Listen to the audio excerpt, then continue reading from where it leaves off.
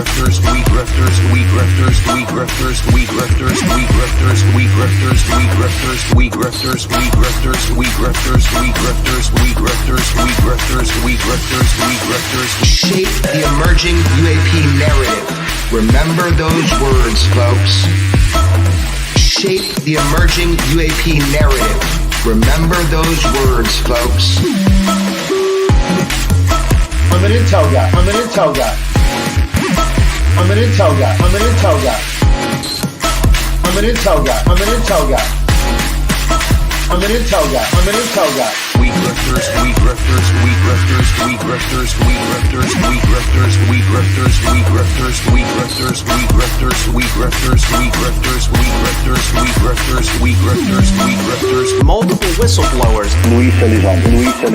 Multiple whistleblowers. Luis Elizondo. Multiple whistleblowers. Luis Elizondo. Multiple whistleblowers. Luis Elizondo. We grifters, we grifters. Remember those words. We grifters, we grifters. Remember those words. We grifters, we grifters. Say yes. We grifters, we grifters. Say yes. We grifters, we grifters. Say yes. We grifters, we grifters. Say yes. Say yes. Luis Elizondo. Say yes. Luis Elizondo. Say yes. Luis Elizondo. Say yes. Luis Elizondo. Say yes. Luis Elizondo. Say yes. Luis Elizondo. Say yes. Luis Elizondo. Say yes. Luis Elizondo.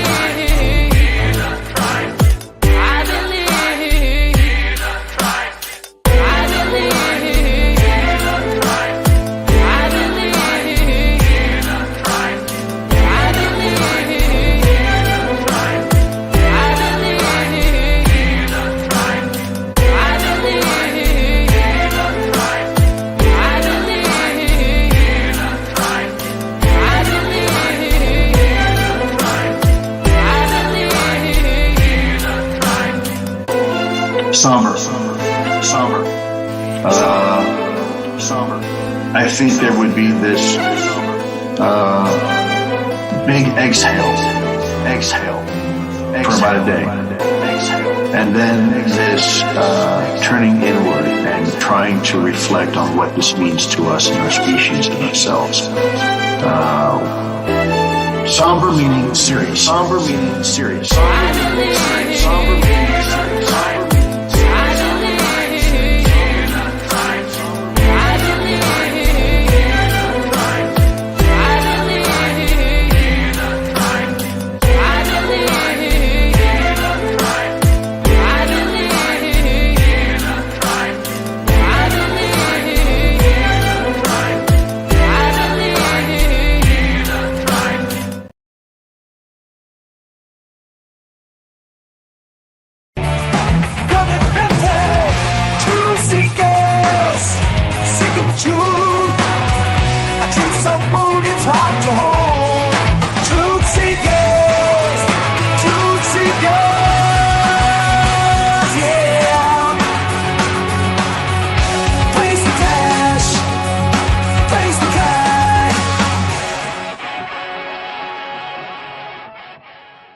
Greetings and salutations, friends, and welcome back. We are now at day 275 of Grusch, David Grusch, that is, making extraordinary, out of this world claims, and yet providing zero evidence of his claims. Now, the counter to the false Grusch op or narrative is finally starting to bubble to the surface. I have been very critical of this Grusch story since the very beginning. Correctly, I think, identifying that Mr. Grusch was heavily associated with all the usual gang of the grift squad, con job squad, all of which have been provably caught lying and selling completely and totally fake stories before. If you just take that alone, let's take that one specific point alone, that David Grusch is closely associated with many, let's just say, less than reputable, less than ethical, less than good moral having people who push and profit from fake alien and UFO stories. Let's just take that specific point. Knowing that Dave Grusch is heavily connected to all of these people who have been caught provably selling 100% fake stories previous to the Dave Grusch story, I believe that criticism and skeptical thinking is not only warranted in this situation, given Grusch's close association with the con squad, grift job, UFO promoters and hoax promoters. We have to be skeptical of him and his claims.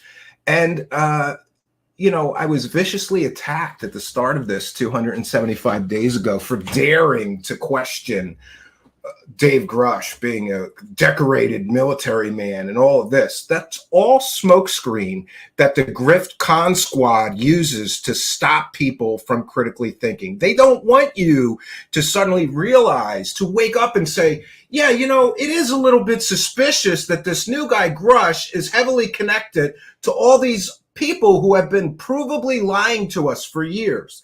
Like Lou Elizondo, who lied to the New York Times about running a $22 million funded Pentagon UFO program. Like Jeremy Corbell, who was caught selling a completely and totally fake whistleblower before in the form of a convicted pimp fake scientist he claimed was a government insider. Well, I'm here to tell you that Bob Lazar is not now, nor was he ever a scientist. His education is fake. He's been basically a lifelong con artist who also ran a whorehouse. They leave all that out of the story, right? And there's substantial and supportive evidence that Bob Lazar could never have gotten clearance to step foot on Area 51. There's even an on-the-record interview with an Area 51 security guard who called George Knapp at the time and said, hey, you might want to be careful saying this guy worked at Area 51 because I'm a security guard there. Here's my name. Here's my credentials. I checked all the logs. There's flight logs on Janet. Before you step on the Janet flight or step off of it, your real name is logged. And before you step on Area 51 or step off of it, that's another set of logs. I checked all the logs. Bob Lazar's not on it. Therefore, Bob Lazar's entire story was one big lie. George Knapp and Jeremy Corbell knew about that witness, knew he was a real, on-the-record Area 51 employee. They left that out of the story. Do you know why? Because telling you the truth that they're pushing a convicted pimp fake scientist, pretending he's a physicist the whole time, doesn't help them fill their pockets with UFO dollars. You know what does? Lies by deception, carefully crafted narratives, spooky music, and shitty editing, right? And let's get somebody to mumble mouth. Let's get a famous guy from Hollywood to mumble mouth narrate the shit film we're making and profiting from, which is really about a convicted pimp fake scientist, but we're going to lie and say that he's a government insider and he's a real physicist and he worked on government secret alien projects. Sure. So this whole narrative, this whole situation of don't question Dave Grusch just because he's closely associated with all these people who keep getting caught lying. And when we get to Jeremy Corbell, it's not just the fake Bob Lazar story.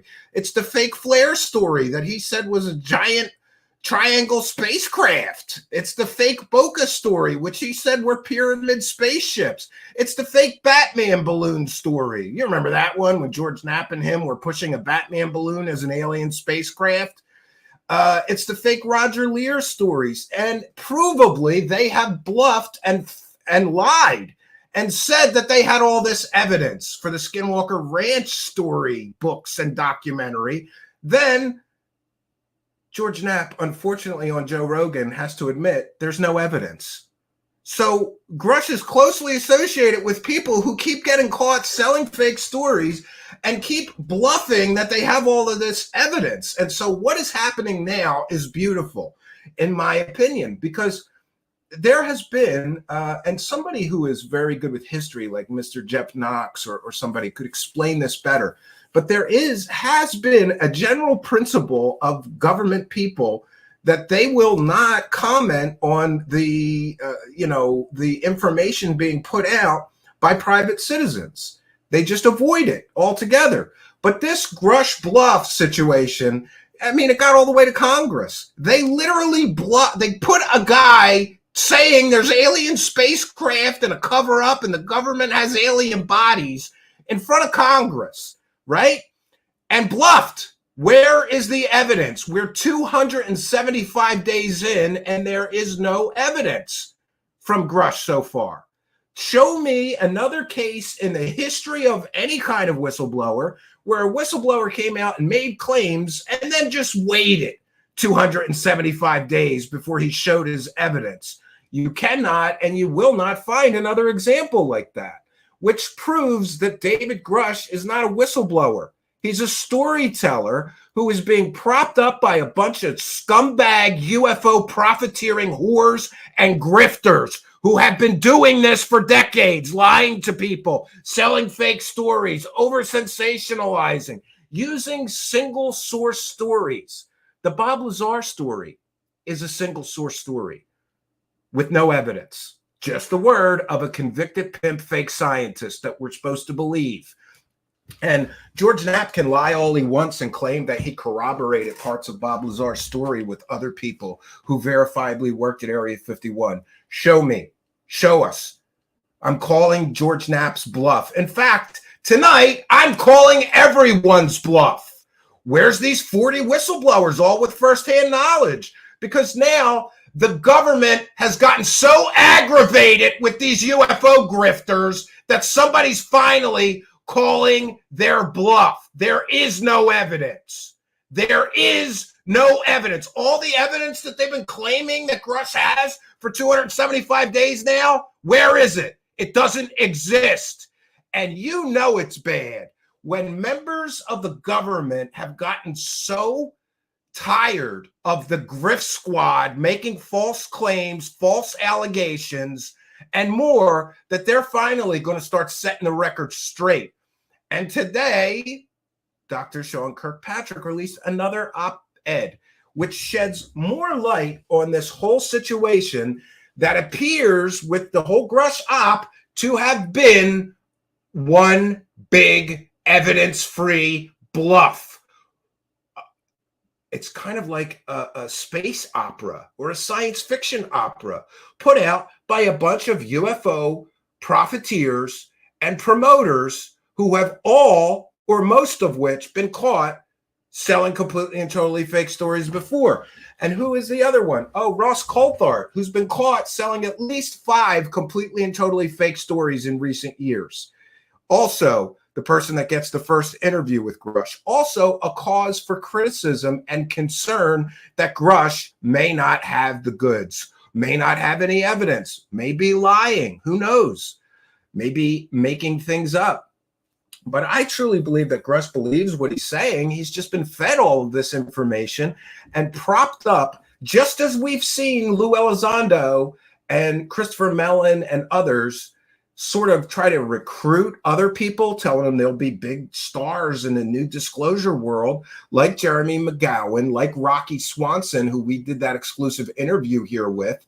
They recruit people from the military and intelligence to help them sell their fake narrative, right? And remember when the Grusch story first broke, all we heard about was his credentials. Do you know why that is? Because there was no evidence to speak of or talk about. So all we have is his credentials. Back to single source stories. Single source stories are problematic. The Dave Grusch entire narrative is a single source story, but not really, because they did use something called the wackadoo prover maneuver, which we've detailed here. I see so many of these patterns with these grifters all using the same tactics and methods to sell their fake stories that we've just invented phrases to cover it. Here's the wackadoo super duper prover maneuver. You get one guy, Dave Grusch, making out of this world extraordinary claims. And the first guy has absolutely no evidence whatsoever. Then you get a second guy who has an equal amount of zero evidence, and you use him to back up the claims of the first wackadoo. It's called the wackadoo prover maneuver. They did it with Dave Grusch. Oh, Carl Nell confirms his story. And, there's also a great deal of misinformation, disinformation, and just completely fake information going on about Grusch. We've detailed it here. People say, oh, no, he didn't give the evidence to Arrow. They didn't want it. Well, he can prove that by showing his emails. Why won't he do that? No proof of these claims attacking Arrow or Dr. Sean Kirkpatrick. What is the other false claim? Oh, he gave all of that information about the aliens to the Intelligence Community Inspector General. Well, the Intelligence Community Inspector General put out a public press release confirming they're not investigating any of Dave Grusch's alien or UFO claims, just as claims of rape, waste, fraud, and abuse or reprisals against him. That's it.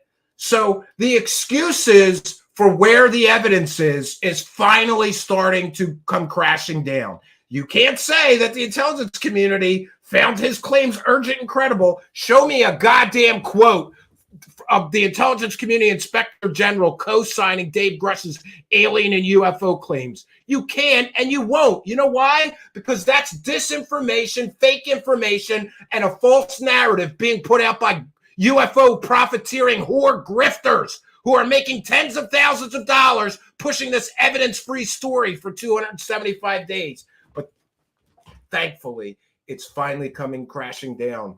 There are members of the United States government. By the way, it's not just Kirkpatrick. There's going to be more revelations in the next few weeks, I'm told by someone I trust.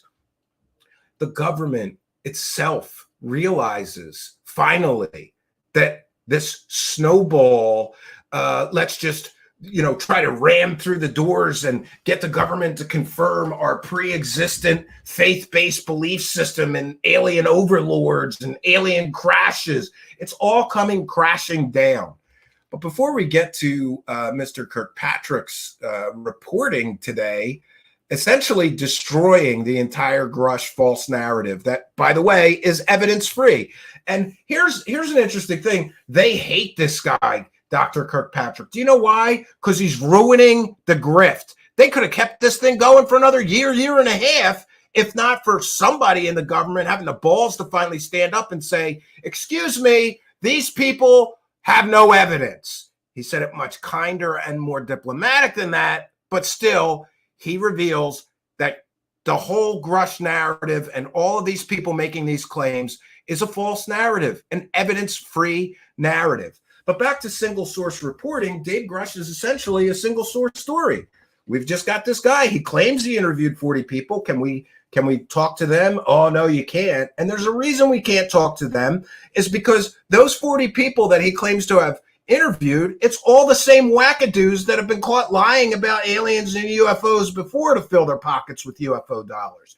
People like Gary Nolan, people like Lou Elizondo, Christopher Mellon, Hal Puthoff, Eric Davis, all the usual bunch of the UFO grift squad, some of which were involved in what has been described as a techno scam, in which consumers were defrauded, allegedly, out of millions and millions of dollars while they were being told that a member of that techno scam company ran a $22 million funded UFO program while they were soliciting investment money.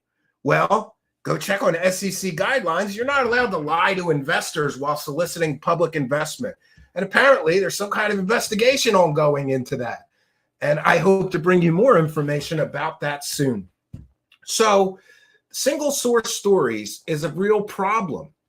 If you really look into some of these alien and UFO stories, what you find is a great many of these stories are single source stories.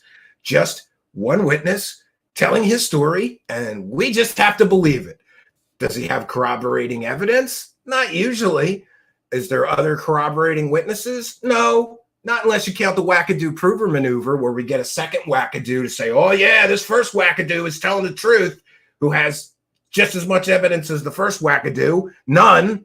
But single source stories and this rush to sensationalism, remember, friends, there are people making millions of dollars selling these alien and UFO stories. So for anybody to suggest that people wouldn't play fast and loose with the facts or just straight lie to get to those millions of UFO dollars, I think you're not being honest with the reality of the world.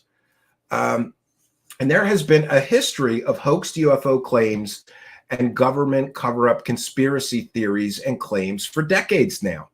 From grainy photographs to elaborate hoaxes, the fascination with unidentified flying objects, UFOs, or the new term UAP, and extraterrestrial life has permeated popular culture for decades now.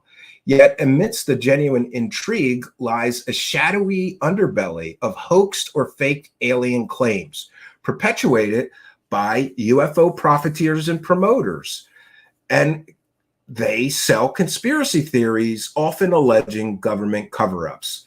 But as we delve into the annals of UFO mythology and lore, it becomes clear that while the allure of the unknown may captivate the imagination, the dangers of false or hoaxed alien claims are far-reaching and profound. The history of hoaxed UFO claims stretches back to the early days of modern UFO sightings, fueled by a potent combination of curiosity and sensationalism.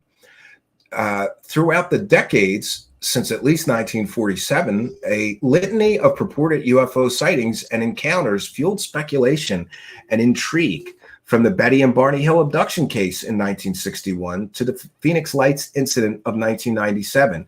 Each alleged encounter with extraterrestrial beings or alleged spacecraft of aliens sparked fervent debate and speculation. Yet upon closer examination, many of these incidents and stories crumbled under critical scrutiny, revealing hoaxes, profit-driven motives, misidentifications, or natural phenomenon masquerading as otherworldly encounters. One of the most notorious examples of hoaxed UFO claim is, of course, the alien autopsy footage that surfaced in the 1990s, purporting to depict the dissection of an extraterrestrial being recovered from the Roswell crash. The footage captivated audiences worldwide. We have spoken with Bob Kiviat here several times, who was the producer on that. However, subsequent analysis revealed inconsistencies and anomalies, leading experts to conclude that the footage was an elaborate hoax orchestrated solely or mostly for financial gain.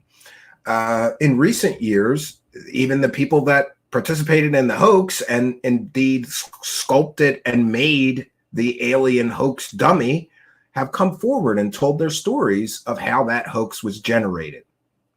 In addition to hoaxes perpetrated by individuals seeking fame or fortune, government cover-up conspiracy theories have long fueled speculation surrounding UFOs and alien encounters.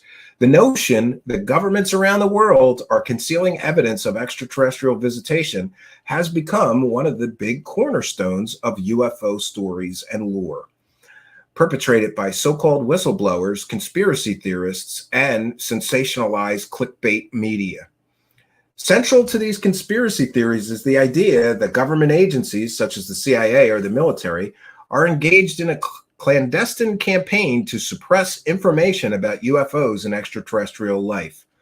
Allegations of crashed UFO retrievals, secret government facilities, and covert operations to study alien technology abound, supported by so-called or alleged government insider accounts and leaked documents. Many of the so-called leaked documents turn out to be completely and totally fake. And despite the lack of concrete evidence, these conspiracy theories still persist, stoking paranoia and distrust in government institutions. The dangers of false or hoaxed alien claims are many, extending beyond mere deception to encompass broader societal implications. Firstly, the propagation of misinformation and conspiracy theories undermines public trust in authoritative sources and also erodes confidence in the scientific method. By sowing seeds of doubt and skepticism, hoaxed UFO claims contribute to a climate of mistrust and uncertainty, where factual evidence is overshadowed by conjecture, sensationalism, and pure speculation. The perpetuation of false UFO narratives can have tangible consequences, ranging from wasted resources to societal unrest. Instances of mass hysteria, panic, or even violence have been linked to exaggerated or fabricated claims of extraterrestrial encounters. The dissemination of hoaxed UFO claims also detracts attention and resources from legitimate scientific inquiry into the possibility of extraterrestrial life, diverting focus away from genuine avenues of exploration and discovery. So the history of hoaxed UFO claims and government cover-up conspiracy theories serves as a cautionary tale about the dangers of false information, misinformation, and sensationalism. While the allure of the unknown may captivate the imagination, it is imperative to approach these claims of extraterrestrial encounters with skepticism and critical thinking. By separating fact from fiction and resisting the temptation of conspiracy thinking, we can foster a more informed and rational discourse surrounding UFOs and the search for extraterrestrial life. So we'll take a moment to welcome in the live chat here. We've got a great audience already, whether you're listening on our Rumble feed, our Facebook Live feeds, our Twitch feed, our Instagram feed, Twitter feed, or YouTube feed. We welcome one and all. We thank High Speed Chase for a kind and generous $5 super chat, and also for being a member. He says, Lou Elizondo and David Grusch look like Power Rangers on crack. Can't say that I disagree, right? I can't say that I disagree with him there. I think that I'm just amazed that people are treating these guys like heroes, especially Lou Elizondo. How many times has he been caught lying? It's just ridiculous. But thanks for helping us, High Speed Chase, and thanks for being a member and helping us to praise the cash. Praise the cash, praise the cash, praise the cash. All right, friends, we are going to get into this now. I have a great deal to share with you besides the actual article. I think it's what we need to know, too, is that there should be weight of evidence, and there should be some consideration given to credibility. Now, the UFO Grift Con Squad has been attacking Kirkpatrick for a long time now, since he started being critical of their false narrative, evidence-free, claims. But I think that we should take a moment just to examine. So on one side, we have Ross Coulthart making a lot of claims about Kirkpatrick and Arrow. Remember, if the government agency doesn't tell you the aliens are true and here's the aliens, then they're part of the cover-up. That's how this works. That's how this has always worked. So on the one side, we have Dr. Sean Kirkpatrick, who has had a very prestigious career.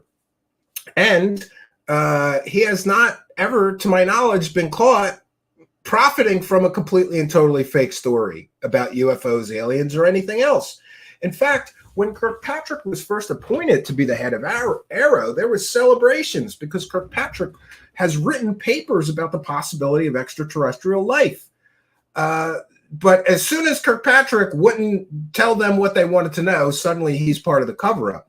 But I thought it was important to just talk for a moment. So on the one side, we have a very distinguished, very well-educated man with very impressive credentials, as impressive or more impressive than Dave Grusch. And on the other side, we have David Grusch, who's been caught lying about, ending up in a mental institution. Remember, he said he never had mental problems. Turns out that was a lie. Then we have Elizondo, who lied to the New York Times, and he's been profiting from false alien and UFO stories. Remember the go fast? Oh, look how fast it's going. No, he's completely and totally wrong. So we have a fake Pentagon UFO program director that has been provably been caught lying and pushing completely and totally, documents declassified from the 60s as something brand new, right? Or fake documents or fake hoax cases like the Mussolini case. Then we've got Jeremy Corbell and George Knapp, who have been caught selling fake stories over and over and over again. And of course, remember, Lou Elizondo was involved in what has been called a techno scam, where millions of dollars were defrauded from investors. No investors ever made any of their money back.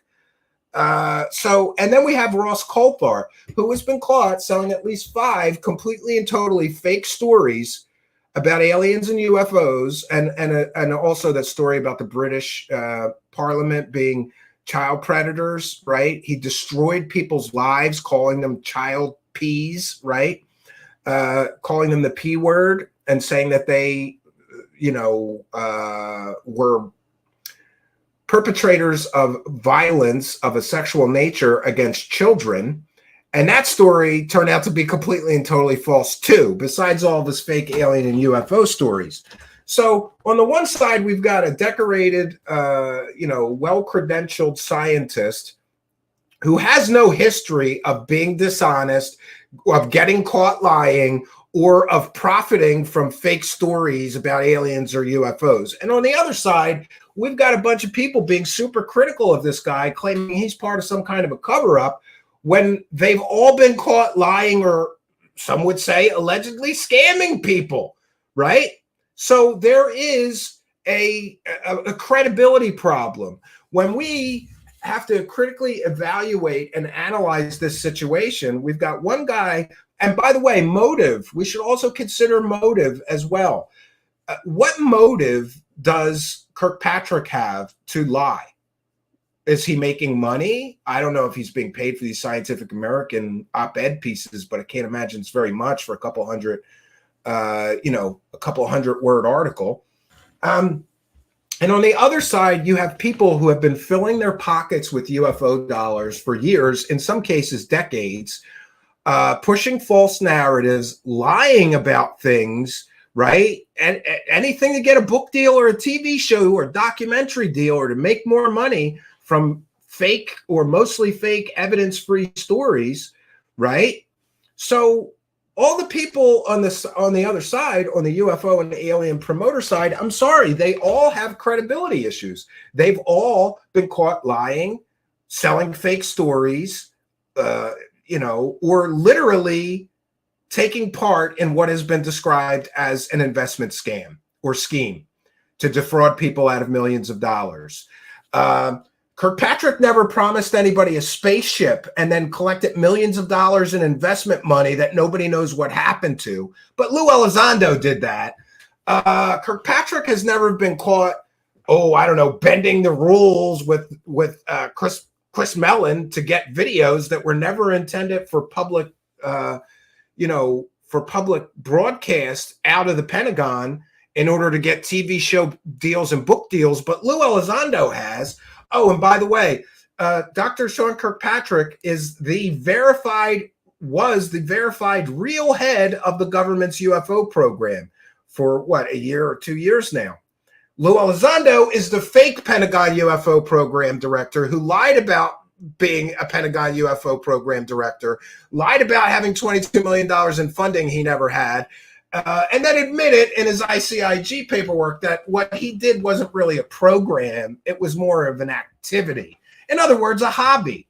So when we talk about credibility of these people, I mean, how many times has George Knapp and Jeremy Corbell been caught lying to sell a fake story about flares or balloons or some other nonsense that had nothing to do with aliens or UFO, spaceships? But they'll make it sound like, oh no, it's a pyramid spaceship. Oh no, it's a giant triangle craft.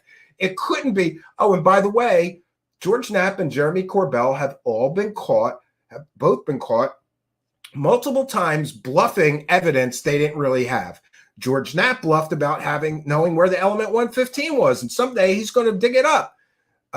Jeremy Corbell, every time he gets caught in one of these fake stories that turns out to be flares, balloons, or something else that's not aliens or UFOs, he bluffs and says, oh, no, it can't be flares. We have all these military witnesses that say it wasn't flares. Then you never hear from those witnesses. That's called a bluff. So we have to take a moment to at least consider that this entire Dave Grusch story has been one big money grab. And let's be clear, it was a coordinated money grab. All these people worked together. Okay, you, Leslie Kean and Ralph Blumenthal, who wrote the abysmal fake 2017 New York Times article about Lou Elizondo running a Pentagon program, let's see, how good are their fact-checking skills? Because Lou Elizondo apparently lied to them and they just wrote it up. They didn't check, right? And then she later admitted that they purposefully left things out of the story about the Skinwalker Ranch, the poltergeists and the demons and the shape-shifting Sasquatches and the dino beavers. They left all that out on purpose. So they manipulate stories. All of these people have been coordinating. Blumenthal and Kean, you write the initial story. Then Coulthart, he gets to do the first interview. The guy who's been caught selling at least 5 completely and totally fake stories in recent years.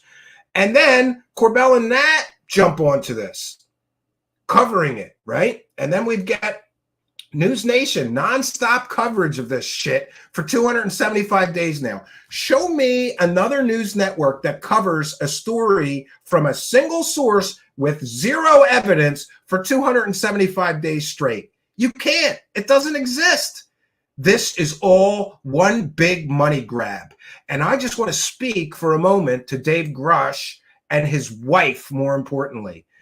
Mrs. Grusch, do you know how much money all of these people using your husband? And by the way, it's the first time I'm going on a limb and saying David Grusch was used by a bunch of UFO profiteering scumbags who have collectively made millions selling evidence-free fake stories about aliens and UFOs. I believe Mr. Grusch was used. Brian Bender says Lou Elizondo groomed him for his current role. If he's just an honest guy telling the truth, why does he need to be groomed, right? And then let's get to this. Why can't he name any of these people that he interviewed? There's a reason for that. It's because all the people that he talked to are known wackadoos like Eric Davis, Gary Nolan, who he's now working for, and Lou Elizondo, Christopher Mellon, and other wackadoos. So it's what Kirkpatrick described as a self-licking ice cream cone. There's no there. It's a game of telephone. There's no evidence. Dave Grusch has no evidence. And today marks 275 days of Dave Grusch showing absolutely zero evidence of his claims. And again, I challenge anybody to find me a whistleblower that waited almost 300 days to show evidence of his initial claims. You can't find that. It doesn't exist. So there's this overuse, there's this misappropriation of the term whistleblower. Whistleblowers have evidence. Dave Grusch is not a whistleblower. He is at best a storyteller. He's repeating stories that other wackadoos told him. He's a storyteller. But let's get to some of the videos that I have to share, because Jeremy so the reason that I said we have to stop and consider the credibility of Kirkpatrick versus the credibility of some of these UFO Grift Squad members like Jeremy Corbell and George Knapp is because Corbell and Knapp have been caught lying to sell fake stories multiple times before.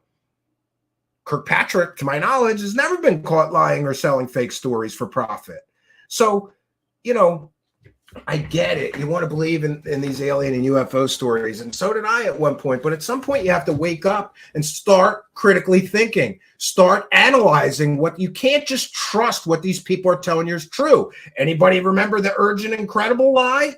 If Dave Grusch's claims were so urgent and credible, why have we not seen any evidence in 275 days? Could it be because the people that are all working together in unison to sell this story and all want to fill their pockets with the UFO dollars, they massage the data? The intelligence community inspector general never co-signed Dave Grusch's alien or UFO claims, calling them urgent or credible. He was talking about his complaint about reprisals, waste, fraud, and abuse. So they take that and they pull it in and make it sound like the intelligence community inspector general finds his alien and UFO claims urgent and credible. Show me an on-the-record quote from the intelligence community inspector general co-signing Dave Grusch's claims or calling his alien and UFO claims urgent and credible. You can't. It doesn't exist. Call their office. Ask them if they find Dave Grusch's alien claims urgent and credible. See if you could get an on-the-record statement confirming that. You can't, and you won't, because these disinformation peddling, UFO profiteering scumbag grifters use the fact that you're not going to check. They are banking on the fact that nobody's going to check. Nobody's going to fact check. Nobody's going to start making phone calls to confirm if this person said this or not. I do. And I got to tell you, all these people have been lying to you for 275 days now. And it's becoming more and more clear. So I think there's a report coming from Arrow. It's supposed to be released by tomorrow. And I'm told that this will be very damaging. Let's just put it that way. This report coming from Arrow is going to be incredibly damaging to all of the UFO grift squad people who were selling the Dave Grusch story. It's going to be devastating, and they know that. And they also know they have no evidence. They know that Grusch has nothing but second and third hand stories told to him by wackadoos like Hal Puthoff, wackadoos like Eric Davis, right? The Air Force called Eric Davis's research crackpot research, right? But he's supposed to be a credible source. And he's just another guy that put out fake stories for whatever reason. The Wilson notes are fake. Sorry. So interestingly, the UFO Grift Squad members have come out swinging in recent days, trying to discredit and belittle, humiliate, and muddy the waters about Kirkpatrick. And it's very clear, and this is where things get so ridiculous. Oh, wait a minute. What is that about? Oh, here. Let me share my screen again. I'm going to put up my fair use banner. This is a transformative work. We're educating the public and critiquing the video that we are sharing. We win all false copyright claims. This is the definition of fair use. So if anybody should file a false copyright claim, they don't like us using their own words against them, but we do it frequently here. So Absolutely.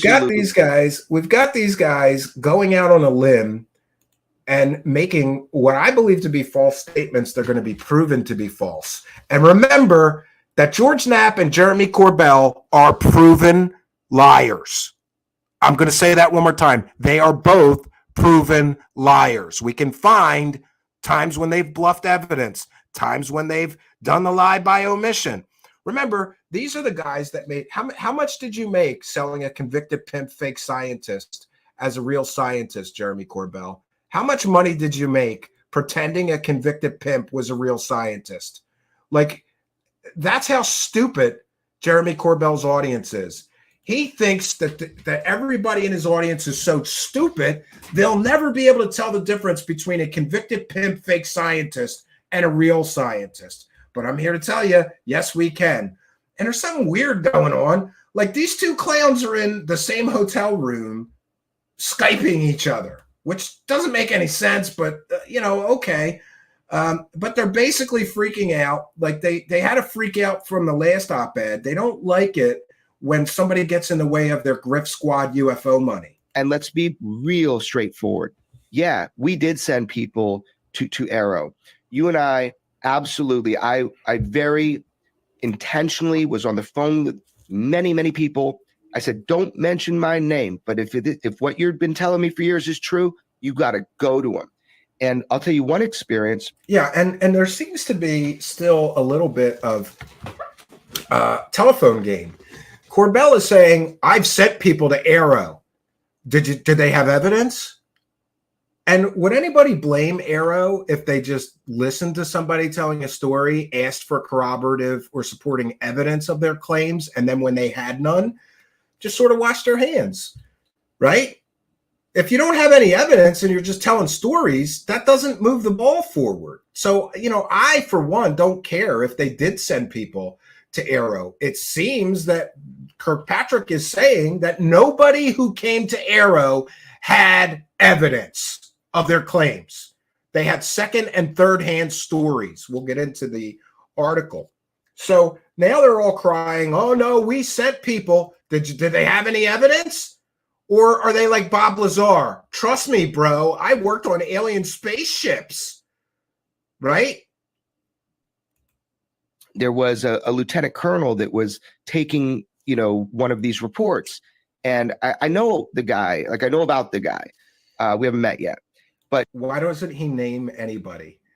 This is David Wilcock level of just make up a source on the fly, right?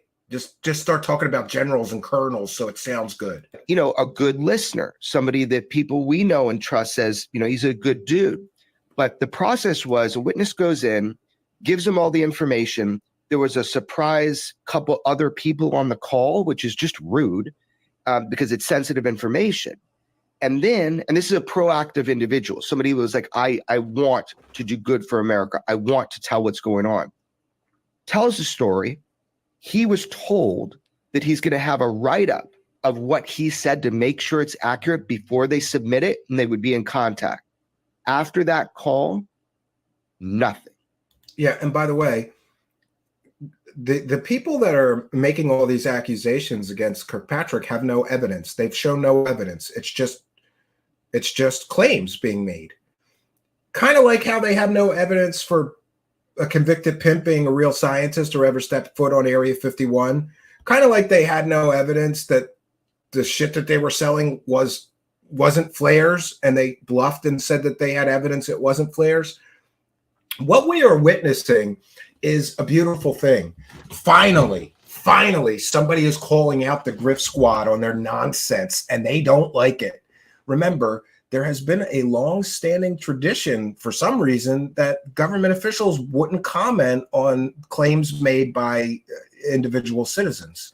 I don't know if it has something to do with freedom of speech or what it is, but even members of government are so aggravated with these grifters. That's right, I called you grifters. With these grifters, that they're finally starting to push back and say, wait a minute, there's no evidence here. So it's great that you believe these things, but we need evidence if we're going to do a scientific inquiry into this so-called phenomenon. And if all we're going to get is a bunch of second and third hand, my cousin's friend told me stories with no additional evidence, that has no value. And it's great now that we're finally starting to see the house of cards built of lies is coming crashing down. Lies, half-truths, deceptions, fun stories, but no evidence. Nothing. Just destroyed the credibility of Arrow following through on the basic fundamental things to protect witnesses and to make them feel. Yeah, they're federally Here's where it's stupid. Oh, they're not protecting witnesses. They are federally mandated. There are legal whistleblower protections in place that Arrow has to abide by. So for these clowns to say they're not protecting witnesses is, to me, slanderous. And if I was Kirkpatrick, I'd be on the phone to lawyers, because basically you're saying that Kirkpatrick broke the law with no evidence of it, just saying it. Why? So that they can make some money on a fucking podcast, these assholes. That's why. All right, let's continue. That they are part of the process at Look at the curtains. They're in the same goddamn hotel room, Skype calling each other. ease. And guess what? That's spread around. So if you're the lieutenant colonel and you're watching this, I'm talking about you fucked up. So you should call me. I'll tell you how to mend that. So anyway, with that said, Arrow, the whole thing, nobody's going to Arrow anymore. Nobody's going to Arrow because Arrow wants to see evidence. And the problem with a faith-based belief system and evidence-free stories is that if somebody calls your bluff, you are fucked.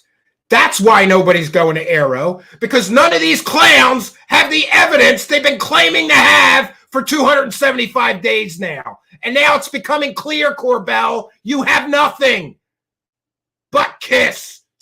Nothing. There's a reason that Grusch didn't go to Arrow, because he knew that he would be expected to provide evidence of his claims. So instead of going to the appropriate government authority that they should be reporting to, they did other legal wranglings and maneuverings to pretend that they had evidence, but they knew wouldn't be investigated. The ICIG is not investigating Dave Grusch's alien or UFO claims. It's not in their purview to do so. The appropriate organization within the Pentagon or government to take that information to would be Arrow. But all these people chose not to do that. Isn't that a little suspicious? It's like, it's like reporting housing violations, to the Food and Drug Administration. That's not who does that. You're not going to get anywhere taking your information to the completely and totally wrong government agency.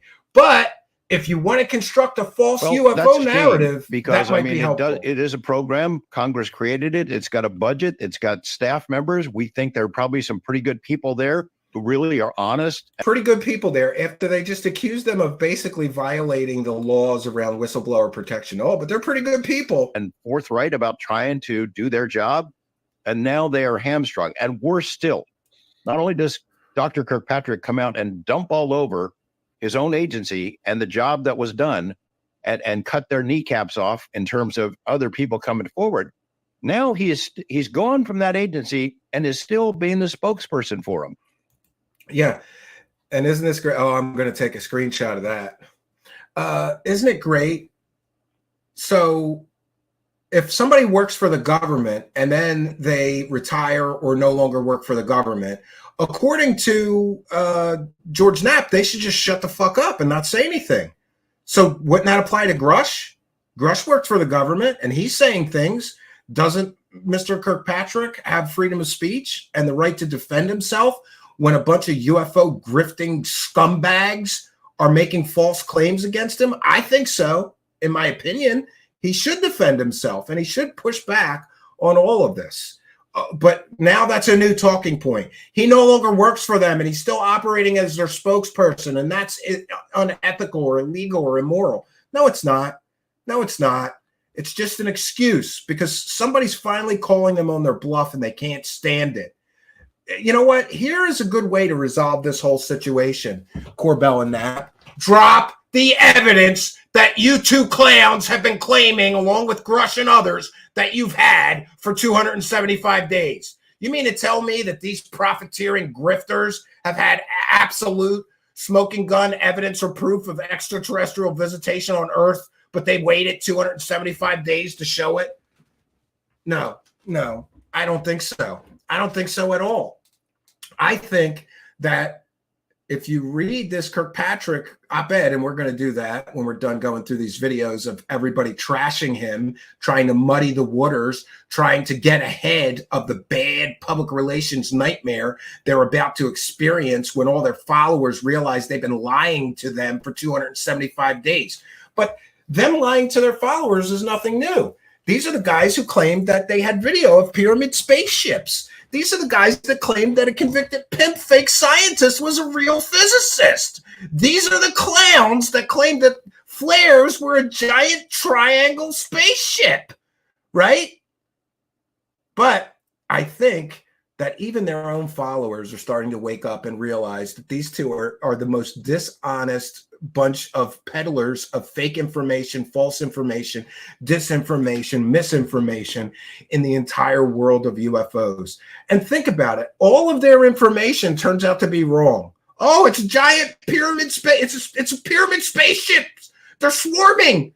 No, that turned out to be fake. Oh, it's a giant triangle spaceship. Well, that turned out to be flares. That was fake information. Oh, this convicted pimp fake scientist. That turned out to be a fake story. All the skinwalker stuff. Oh, we've got a mountain of evidence. He admits on Rogan he has no evidence. All their information turns out to be false. So should we trust what they're saying now about the government or somebody from the government finally pushing back on their false evidence-free stories with no, corroborating evidence? It's been 200 and how many days now? Come on. 275 days. You mean to tell me that you just waited? They all just waited 275 days. There's a report that was mandated by Congress, by law. It's supposed to be out by March 7th. There he is already spilling the beans about it, spinning the narrative that it's not going to find any evidence. It's going to show that there's nothing to this. Again, speaking for an agency he no longer works for. Yeah, and here's the thing. You know how they could get ahead of this, and they can totally prove this terrible government cover-up guy wrong? Then show the evidence. I think this guy's just calling their bluff, and they don't like this. Their bluff is being called. So, if you play poker, and I have, and sometimes I have bluffed, right? I got a good poker face, too. I'm a good bluffer. Sometimes I have won money in a game of poker when I had nothing. I had 2 threes or something, like I had a terrible hand. You bluff. But when the bluff gets called, you have to show your cards. And now that's the time. Now is the time, Jeremy Corbell and George Knapp. Your bluff is being called. So you have to show your cards. And what we're going to find out is they have a shit hand of nothing. That's what we're going to all find out in the next couple of days. It's coming. The day of UFO grifter retribution that many of us have been waiting for. Some of us are tired of you grifters out here constantly making tens of thousands or hundreds of thousands of dollars selling completely fake stories. While those of us who do this the honest way have to count our pennies just to pay for, our show expenses. Not that I'm complaining. I'm thankful for all the support that we get. But there is definitely an income gap disparity between the people that are willing to just lie to people for UFO cash and the people who are doing this the honest way. By the way, the people that are doing this the honest way, see that? That's my hand. I can count the people that are covering UFOs and aliens the honest way on one hand. Compare that to the tens of thousands of people doing it the scuzzball, dirtball, scumbag grifter way like these two. All right, let's continue. I can't listen to much more of these clowns. Why is he still a consultant to Arrow? Why is he involved at all? This guy obviously hated his job, hated that. Who said he hated his job? He took it very seriously. Looks to me like George Knapp is not very happy, right? I guess you're going to have to find some other way to make piles of money for your young hot wife, George Knapp. That organization hates the topic, and he's a consultant speaking to media on their behalf. Get rid of that. Notice that he hates the topic. This guy has written scholarly articles on the possibility of the existence of extraterrestrial life out in the universe. How does he hate the topic? Oh, because he doesn't just believe our wackadoo friends who say the government has aliens. And I'm here to tell you, just because somebody disagrees with your faith-based, evidence-free belief system doesn't mean he hates the topic. I get accused. I just got accused today. Why are you even here if you think all this stuff is fake? Well, I never said I think all of it is fake. I do think 90+% of it is fake. But it still interests me enough to look into. And is it my fault? We cover every story with an open mind and we follow the evidence. And somehow it's my fault that most of these stories turn out to be completely and totally fake. And people want me out of here because I'm somehow doing a disservice telling people the truth instead of going along with this fantasy, delusional circle jerk that has no evidence. It's amazing. It's amazing. That guy. Cut that off. He shouldn't be there anymore. That's some planned horse shit right there. Why do you have a guy like you? That should be illegal. Nobody. It should be illegal. Then I guess it should be illegal for Grusch to say stuff because he used to work for the government. Why is it legal for Grusch but should be illegal for Kirkpatrick? These guys are desperate. I feel like we're watching a poker game and these two guys have been bluffing through the whole game. And now finally somebody is stepping up and going, you know what? I'm going to call the bluff and I'm going to put whatever chips I have in the pot and let's see your fucking hands. Let's see your hands, you bluffers, both of you. And these guys are sweating balls because they got nothing. They got 2 2s and a bunch of other cards that don't help. That's what they got. They got no hand. If they did, don't you think, as angry as these two sound, they would drop some evidence and prove Kirkpatrick a liar? But they can't because they got no evidence. And they won't because they got no evidence. Maybe they could wheel a convicted pimp fake scientist into the Arrow office and see how well that goes. Trust Sean. Dr. Kirkpatrick, nobody trusts you. You've lost the trust of everybody, right? So here we go. Nobody trusts him because he asked for evidence. How dare you? And think about the ridiculousness of this. How dare this guy expect people telling these stories to have real and verifiable proof or evidence of their claims? We can't trust this guy. Why? Because he's asking for evidence, you weaklings? That's okay. We're not sending people there anymore.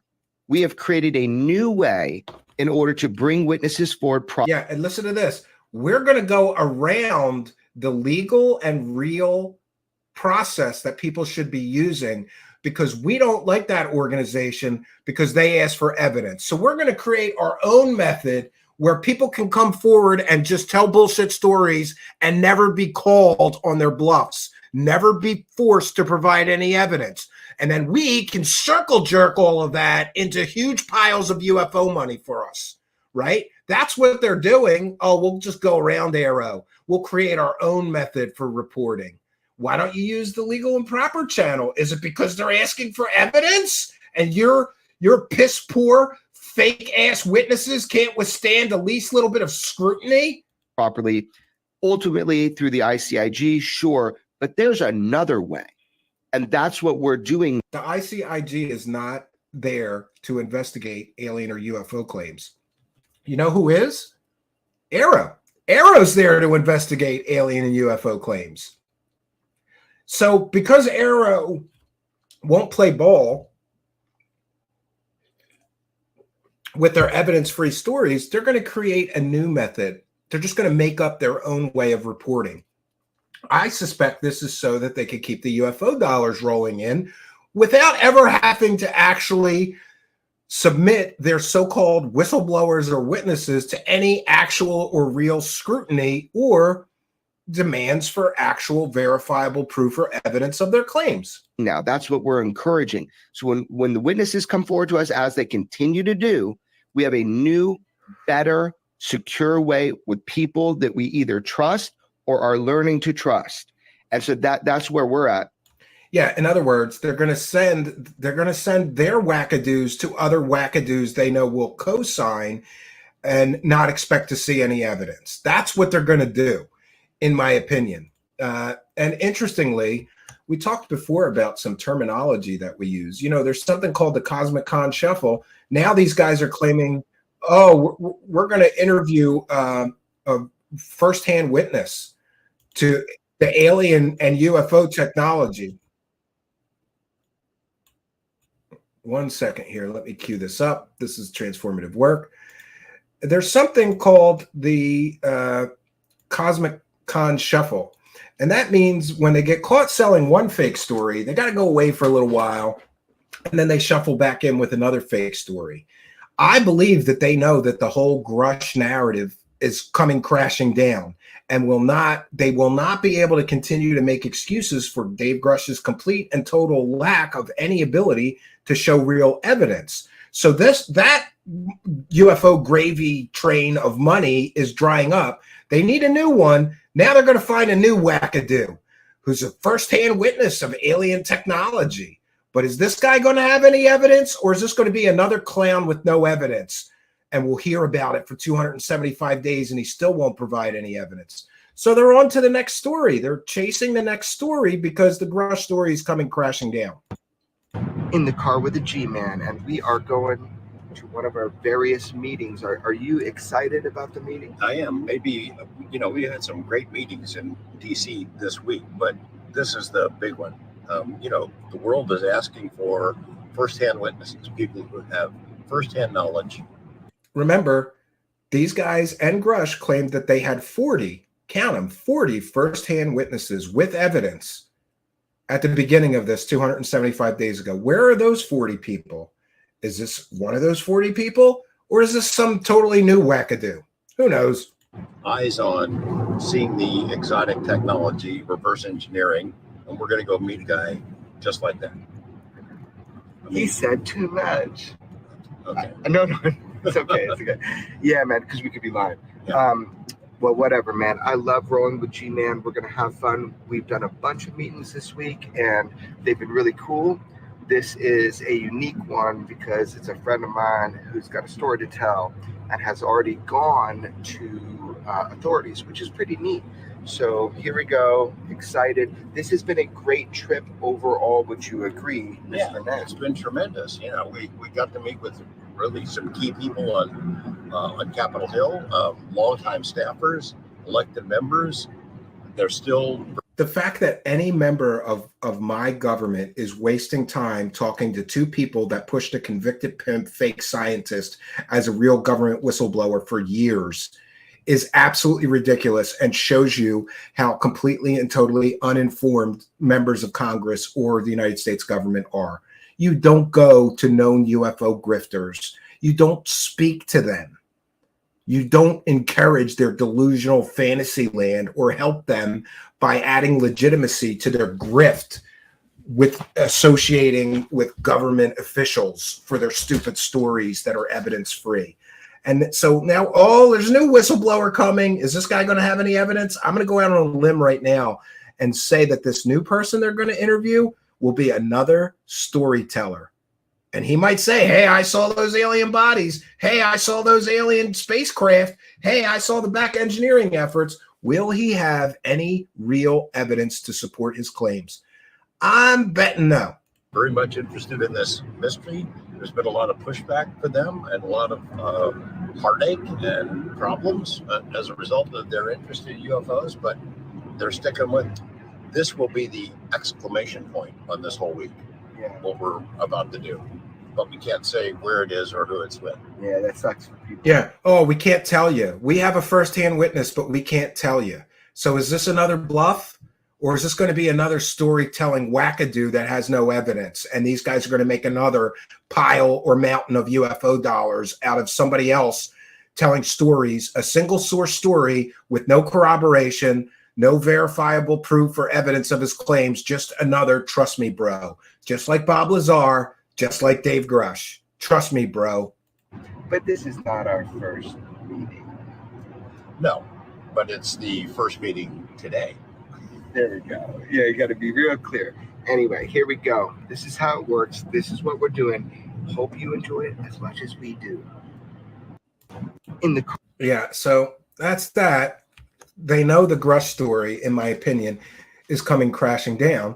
So now they are looking for the next big story that they can bluff and sell to stupid people, right? You got to love it. You got to love it. It's the Cosmic Con Shuffle. Oh, one story's coming crashing down. Go away for a little while. Come back with a new one and hope everybody forgets that we just lied to everybody about our last big story, Dave Grusch having 40 whistleblowers, firsthand witnesses, and all this evidence. We just lied for 275 days. And, you know, at some point, some of you people that are viciously coming after me on Twitter and attacking me, and, you know, I'm getting called a disinformation agent. At some point, I have to say, you probably are too stupid for me to help you. If you believe these two clowns that have been lying to you for 275 days about this Grusch story, I guess you're going to believe the next guy they pull out of the shadows to help them sell a false narrative with no evidence and no corroborating proof of their claims. You know, at some point, and how many fake stories, you know, at some point I have to ask these people, like, for real, like, how many times do you let somebody in your personal life, family, friends, neighbor, whoever, job, you know, people you work with, how many times would you let somebody lie to you and you would still believe them? Once, twice, 3 times, 5 times? How many times are we up to with Corbell and Knapp? Why are we still even listening to them? They should be, in my opinion, you know, there should be a 3-strike rule or something. You get caught, you know, pushing fake stories 3-4 times, you're done. You know, how many times is Jeremy Corbell going to cry alien spaceship before nobody listens to him? It's really ridiculous. But interestingly, there was a Pentagon UFO briefing today. And interestingly, News Nation was not invited to be a part of it, which honestly, I kind of fully support. But it turns out that other journalists were not able to attend as well, including Stephen Greenstreet with the New York Post. Now, I have to say, I think that there's no way on earth that the United States government should allow News Nation to any media briefing. After all, they're the problem. They're the people that have been pushing evidence-free stories and conspiracy theories for 275 days now. You don't invite them to the press conference where you're apparently going to be clearing up a lot of this misinformation, disinformation, and false information. But Mr. Greenstreet of the New York Post says that he believes that they're going to invite a select number of media outlets, and they will write up the story, and then everybody else rushing the story will just copy and paste it, and that's how they control the narrative. Kind of disturbing. Now, let's go on to Ross Coulthart, who is also crying and complaining about Kirkpatrick and other things, including bullies, right? I don't like bullies in UFO social media, he says. This is the same guy who said that anybody who is covering up aliens or UFOs should be tarred and feathered and drugged behind a Humvee, right? But he doesn't like it when people, and by the way, it's not bullying to ask for evidence, right? This is a guy who claims you know where a giant spaceship was that was so big they couldn't move it, so they had to build a building around it, right? And people called him on his bluff. He didn't like that. Now he's crying and complaining about bullies on UFO Twitter. And I think what he's really saying is, how dare you call my bluffs? How dare you expect me to have evidence of my claims? Let's have a listen to this BS. Eminent researcher is withdrawing from the field because they're just sick of the trolls. Now, that's not scientific criticism. It's not good analysis. You know, one person had a swipe at John the soldier because he didn't film during the battle. But by seeking to denigrate people who come forward, by seeking to attack the motives of people who are willing to come forward with evidence, sightings, witnesses. What evidence? We haven't seen any evidence. We've seen lots of stories. We haven't seen any evidence. All they're doing is scaring them off. And this is the new narrative. That terrible Kirkpatrick expecting people to have evidence. He's scaring the wackadoos off that have nothing but a story and a prayer to be famous for some reason or make money on their stories. There's often a profit quotient in the narratives, right? Or in the reason for them coming forward. How dare somebody from the government or anybody on UFO Twitter actually demand evidence of claims being made? You know what you're doing? You're scaring all of the witnesses away. Let's take a moment and say this. What if you worked at a government agency and people came, it was your job to investigate, and all you got was people coming to you with their wackadoo, my friend's cousin's brother told me stories and have no evidence? Wouldn't you want to kind of, wouldn't you want to try and dissuade those people from wasting your time when all they have is stories? I would. That's my personal opinion. But according to the UFO Con Squad, Kirkpatrick asking people for evidence of their claims is bullying witnesses and scaring witnesses away. Frankly, UAP social media should be ashamed of itself. It's time to take a long, hard look at itself and wonder, really, does it serve any useful purpose to behave the way it behaves? Right. And frankly, these trolls, they need to be outed. I'm probably one of those trolls. Hi, Ross Coulthart. Am I a troll for educating people that you keep getting caught selling completely and totally fake stories? That's his definition. Apparently, that's his definition of trolling. We have reported accurately that Ross Coulthart keeps getting caught selling 100% completely and totally fake stories. According to Mr. Coulthart, that's bullying him. I should just sit down and shut the fuck up and let this UFO grifting scumbag clown sell everybody completely and totally fake stories, right?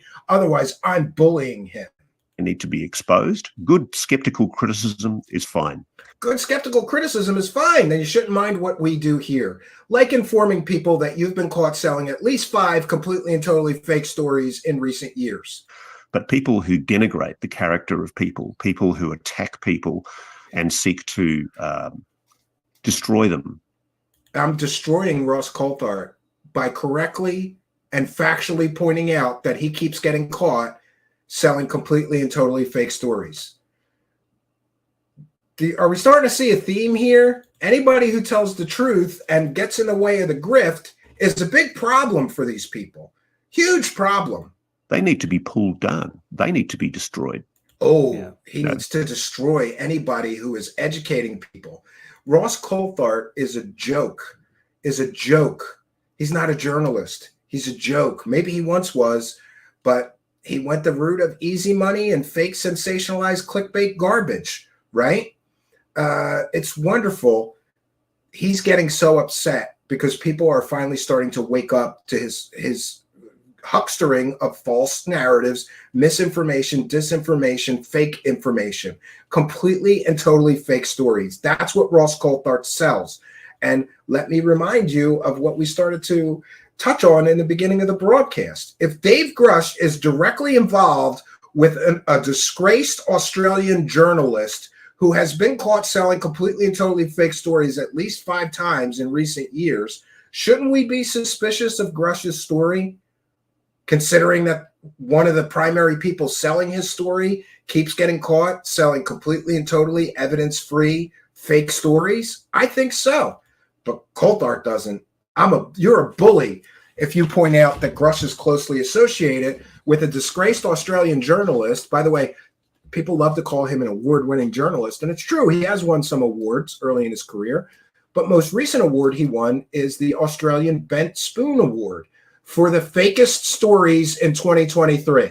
That's right. Ross Coulthart won an award for the fakest stories in 2023 for all of Australia. Congratulations, award-winning clown journalist Ross Coulthart. Because we can't tolerate that. That's unscientific.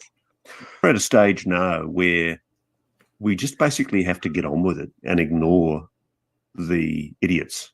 In other words, create an echo chamber and ignore anybody asking critical questions, and especially ignore anybody who is asking for evidence. The puerile. And now he's going to insult everybody as he's calling everybody else bullies, right? People with the brains of adolescent teenage boys who seem to think it's fun to attack people who have the courage to come forward with what they know. Who is being attacked? Asking somebody who is making out of this world outrageous claims about aliens and UFOs to provide evidence of their claims is not an attack. That's science, and that's the scientific method, asking people for evidence of their claims. The fact that Ross Coulthart views anybody asking for evidence of claims being made as an attack shows you exactly what a cult this is. That's something a cult would do. Oh, we're under attack. And there's a really nasty side on UAP Twitter. Yeah, and apparently it's not nasty to say anybody involved in covering up UFOs should be tarred, feathered, and drugged behind an SUV, or was it Humvee, until they're dead. That's not a problem. This is the man who said that, crying like a little bitch because people are starting to wake up. Ross Coulthart is crying like a little bitch right now because people are asking for evidence of claims that he made and Grusch made 275 days ago. Well, Mr. Coulthart, crybaby, you've had 275 days to fill your pocket with every UFO dollar you could from a story that is now clear is an evidence-free, single-source story that you ran with. That's not an attack. People want the evidence. Now he's crying because the gravy train is going to dry up and he's going to have to go find new fake stories. I think they don't realize just how much damage they're causing. And they've done it, but they know who they are. They've done it for entertainment purposes. They've done it to generate clickbait. The guy is complaining that people are doing things to generate clickbait. This is the clown who stood there on a camera and promised everybody that he had conclusive proof of alien technology, all confirmed by this renowned scientist. And then they cut to a shot of Michio Kaku. He's complaining that people are creating clickbait. The guy whose documentary was so deceptive, they had to take it off of News 7 Australia because they knew they could lose their whole YouTube channel for the deceptive practices in which they used to get people to click on that. But now he's going to complain that people like me are just trying to create clicks and views. No, if I was trying to create clicks and views, I would go the grifter route. We haven't, and we provide accurate, critical reporting, something that is sorely needed in this space. And we have an 8-year track record of accurate reporting. Unlike Mr. Coulthart, who has an 8-year track record of at least 5 provably fake stories. I will put my journalistic integrity against this clown any day of the week. And, it's issue. And frankly, UFO Twitter, UFO social media is doing a really bad job of communicating a unanimity, a collegial willingness to investigate. They're playing. Yeah, Ross Coulthart is going to sit here and talk about people need to have a willingness to investigate. But as soon as you ask critical questions, you're no longer, you're a problem. Critically investigate includes asking for evidence, Mr. Coulthart, something that you didn't do. You just took the money and run. So go on, take the money and run. But the money's drying up, Ross. You're going to have to find some new fake stories to sell because the money is all drying up, Mr. Coulthart. Stupid, puerile games, infantile games. And the man who claimed that he knew where a giant spaceship is on Earth but can't tell us is crying and complaining about infantile games. Yeah, you can't make this shit up.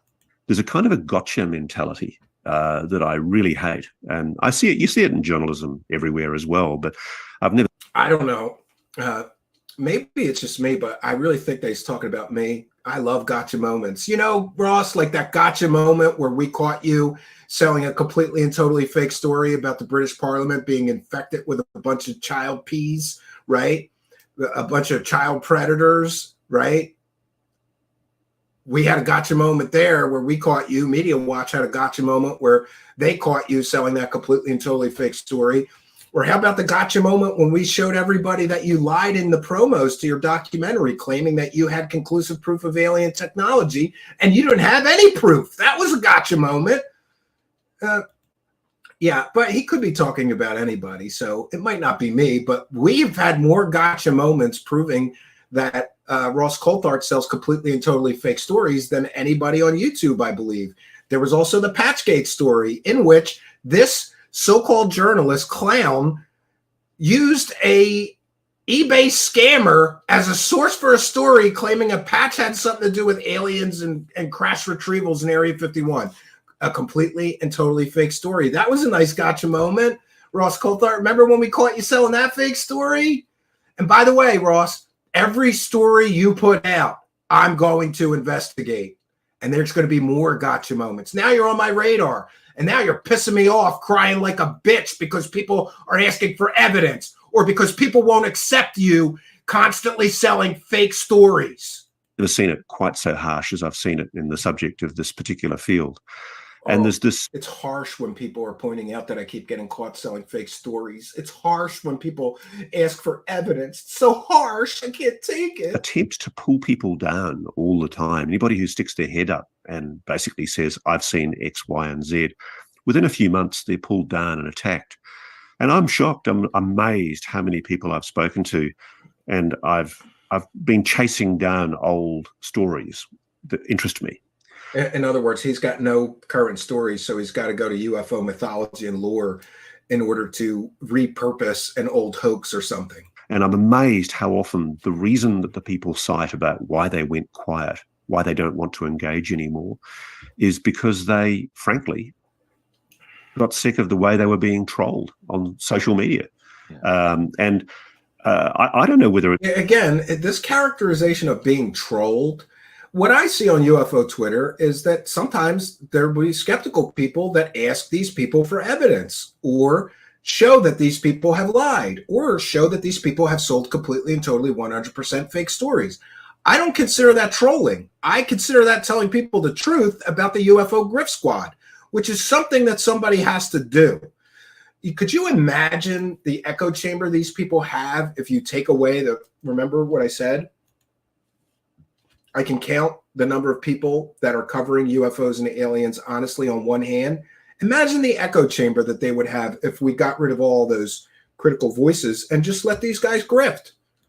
No, I don't think so, Ross. It's an organized thing, whether there is in fact some kind of bloody government troll factory that's sending out disinformation. I think, to be honest, a guy who got caught selling 5 completely and totally fake stories is now complaining about disinformation. Ross, I'm sorry to tell you this, but I found the disinformation agents in the UFO community. It's you. It's George Knapp. It's Ross Coulthart. It's Lou Elizondo. It's Jeremy Corbell and George Knapp. It's Christopher Mellon. It's Dave Grusch. There's your disinformation agents because they're putting out false stories. In some cases, completely and totally provably fake stories, as in the case of George Knapp, Jeremy Corbell, and you, Mr. Coulthart. I found the disinformation agents. So don't complain about disinformation agents when you're one of them. With you, it's just people who are trying to generate clickbait for their podcasts and their social media blogs, who are basically just going out there generating hate. And what they don't realize, we invest them with asking for evidence. Again, that's hateful. Asking for evidence is trying to destroy people. Power by responding to them. Yeah. Now, I don't include in that, by the way, people like Mick West, who, even though Mick's, on occasion, I'm sure he'll find issues with some of the things that I've said and spoken about. It's really good that we have people who try scientific skepticism. That's. I'm not being patronizing. I think. Yeah, and by the way, Mick West is one of the people that is pardon me, who is harassed, bullied, threatened, and intimidated more than anybody on Twitter. Where's your outrage over that, right? Where's your outrage over people doxing me for hosting a filmmaker or attacking my wife, my children, my family, threatening my family? Where's your outrage for the skeptics that have to take the lunatic fringe attacks constantly? Every day I have to take them, right? So I guess it goes both ways, right? I have not seen any real skeptical kind of person personally attacking people on Twitter, doxing people on Twitter, threatening people's family on Twitter. But if you look at what the true believing wackadoos do to skeptical people like me or Mick West or a bunch of other people, Stephen Greenstreet and others, you see the vitriol, the hatred, the threats of violence and more. So I don't know if Ross Coulthart just has his head up his ass or what, what he's seeing, because, and by the way, anybody can search the UFO Twitter hashtag and find examples that back up what I'm saying is true. I don't really see skeptics threatening true believers or threatening their families or doxing them, but you do see true believing wackadoos doing that to skeptical people. Do you know why? Because we're destroying that delusional fantasy world that they so desperately want to be real. That's why. It's important. And sometimes we do get things wrong. Media gets things wrong. Sometimes we get things wrong. You've gotten 5 completely and totally fake stories wrong. People putting blogs up on UFOs, social media, get things wrong. And when we get things wrong, we should acknowledge it and we should move on. He's never acknowledged getting the Patchgate story wrong. He's never acknowledged getting the ball shavings, conclusive proof of alien technologies wrong. He's never acknowledged getting that story wrong in which he accused members of the British Parliament of being child sex predators. He's never acknowledged that.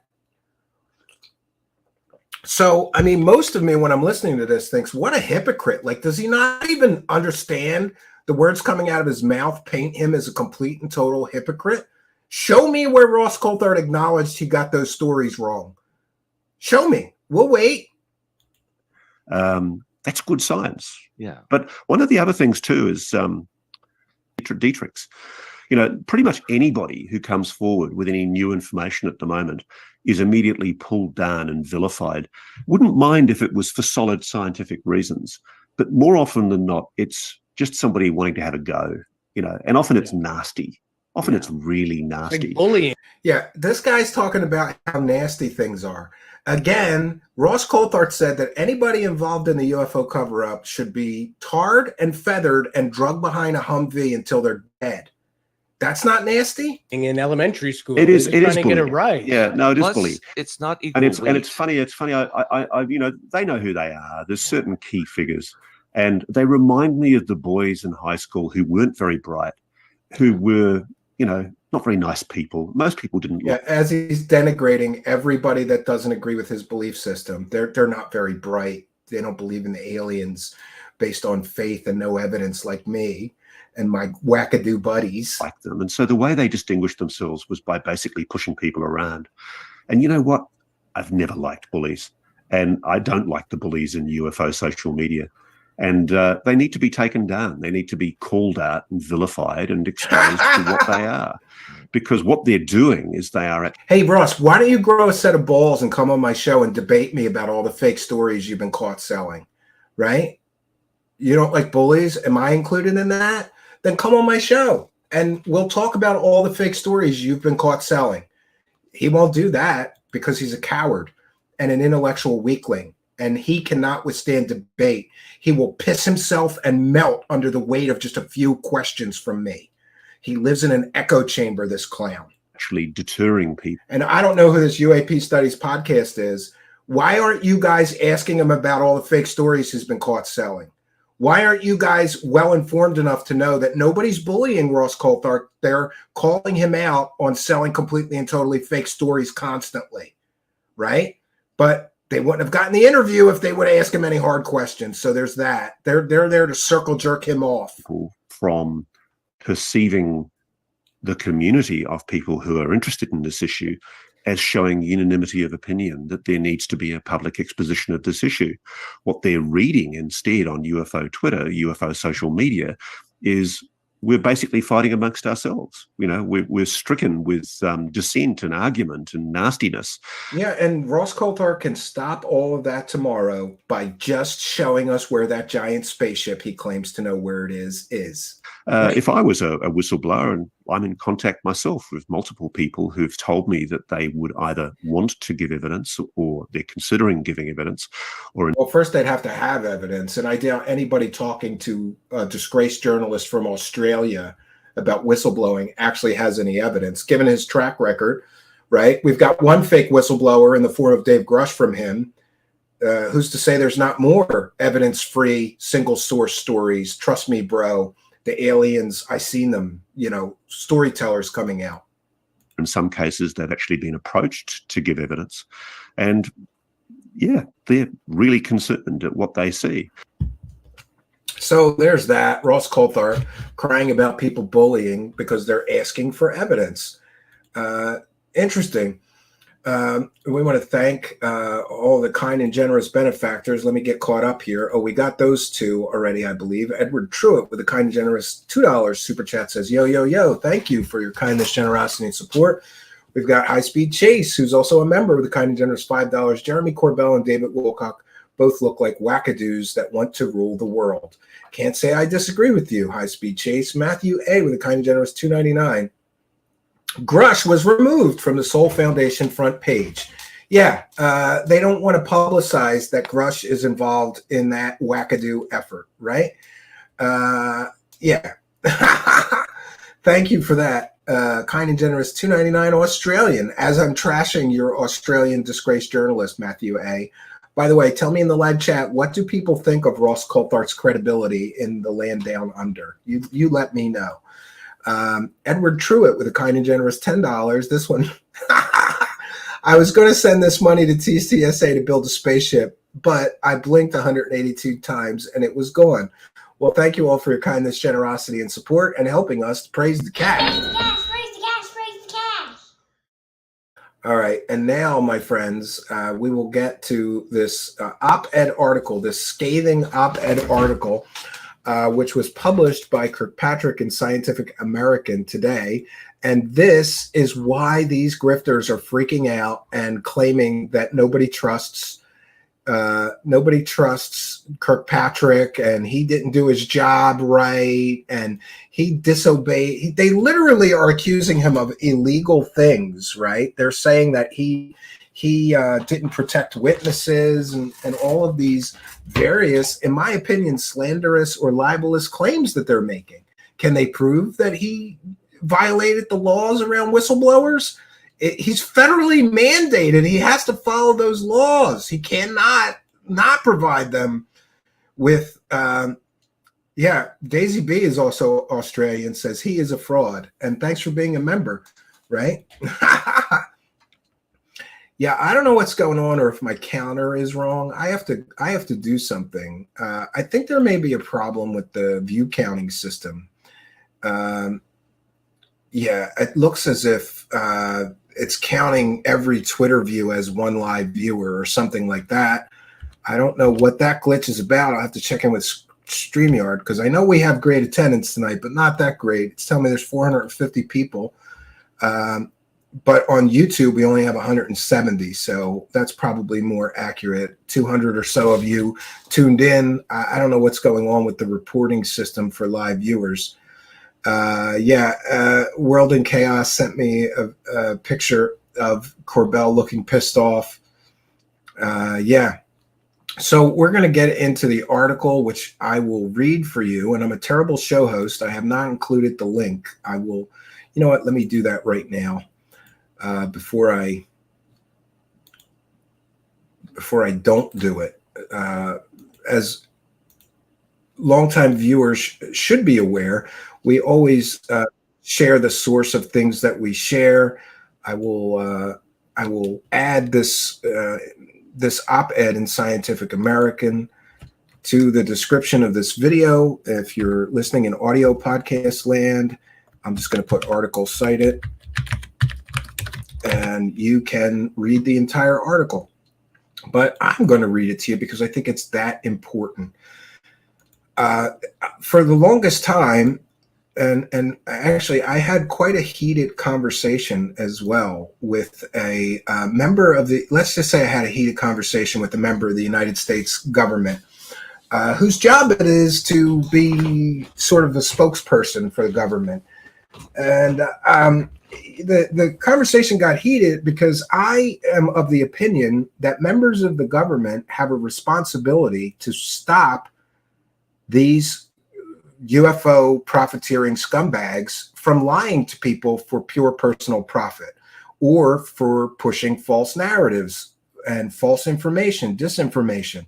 I think they have a responsibility to do that, but the government has been very hesitant to call people on their BS. But now we have, in the form of Dr. Kirkpatrick, somebody who I think has had enough. One second. One second. So the article is titled, "We Need to Investigate UFOs, but Without the Distraction of Conspiracy Theories." One second.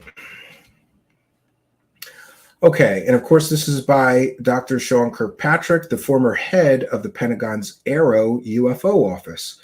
Little else titillates and piques the national interest like unidentified flying objects and space aliens. After more than a century of films featuring intelligent creatures from other worlds, and over 7 decades after the U.S. government began investigating them, UFOs remain a flashpoint for conspiracy theories and science deniers. By any name, UFOs, or unidentified anomalous phenomenon, UAP, conjure the most vivid images and plots allowed by Hollywood and novels alike. But who doesn't want to believe? However, reality, as inconvenient as it can be, remains fundamental. In 2022, Congress found the courage to put into law the creation of the All-Domain Anomaly Resolution Office, or AARO, jointly managed by the Department of Defense and the Office of the Director of National Intelligence, ODNI. Its mission is quite straightforward: apply an unbiased scientific method and intelligence tradecraft to review existing information and data on historical UAP and investigate new data as these are provided to the office from military, federal, state, and local entities, as well as private citizens. AARO's underlying raison d'etre is to investigate, evaluate, analyze, and provide actionable information for use by our national security leadership. Its purpose is not to prove or disprove the existence of extraterrestrial life, but to address the safety and security of our people, our operations, and our nation. Unfortunately, it is also meant to investigate a conspiracy saturated with the distrust between our legislative and executive branches. It is time for the American people to understand that, and for the DoD, ODNI, and Congress to step up to the plate and enable AARO to finish its mission absent this distraction. AARO's interest, all-domain phenomenon, sea, air, and space, remains an ongoing concern to our national security enterprise, particularly when the phenomenon are observed near our nation's sensitive military and critical infrastructure. I gotta love all these ads. Observations by experienced military personnel, as well as data from highly capable sensors, are being reviewed by AARO accordingly to weed out explainable observations and expose truly difficult to explain phenomenology using the most rigorous scientific analysis available. This is its real job, to minimize the risk of intelligence and technical surprise. Many outside observers nonetheless have criticized AARO as supposedly part of a continuing government cover-up of the existence of aliens. Interestingly, they have not provided any verifiable evidence of this, nor are some of the more outspoken willing to engage with the office to discuss their positions or offer up the data and evidence they claim to possess. This is important because what Kirkpatrick is saying here is that these people will not engage that office and show their evidence. In other words, when the office of AARO or Kirkpatrick called their bluff, they did not offer up the data and evidence they claimed to possess. In other words, AARO and Dr. Kirkpatrick called the bluff of some of these people, and they didn't like that. They refused to show the data and evidence they claim to possess. Too often, these critics and their supporters rely on secondhand, friend of a cousin reporting with no personal firsthand knowledge or rigor in their critical thinking. Some claim that those with firsthand knowledge of this supposed cover-up have relayed it to AARO. But no source in my tenure as director of the office had firsthand knowledge of anything to do with an alleged reverse engineering program of extraterrestrial spacecraft. I'm going to read that one more time. No source in my tenure as director of office had firsthand knowledge of anything to do with an alleged reverse engineering program of extraterrestrial spacecraft. So it's pretty clear from this article here that somebody's been lying to everybody for 275 days now, claiming 40 firsthand witnesses. Where are they? Why didn't they go to AARO, which is the office that's supposed to be investigating these things? Could it be because they knew that Kirkpatrick and the people at AARO were going to ask for evidence of their claims? Interestingly, nobody came forward that had firsthand knowledge to AARO. Isn't that interesting? While those who came forward have provided valuable information, albeit not of extraterrestrials or cover-ups, those who chose to instead titillate the national interest only stirred division and hatred against the credible men and women of AARO who are working faithfully to address this mission. The AARO continues to offer anyone an opportunity to provide their personal knowledge of an alleged program involving extraterrestrials, for the record, in a safe and non-adversarial environment. So all these claims that they're not doing their job right are blown apart by this article.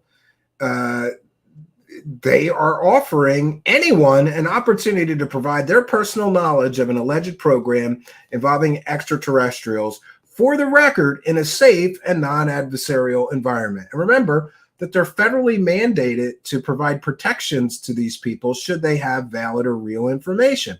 It's the law. They have to. But if we listen to the Grusch Squad, they sent people and they didn't care. Well, maybe those people didn't have any evidence, so they, didn't follow up with them.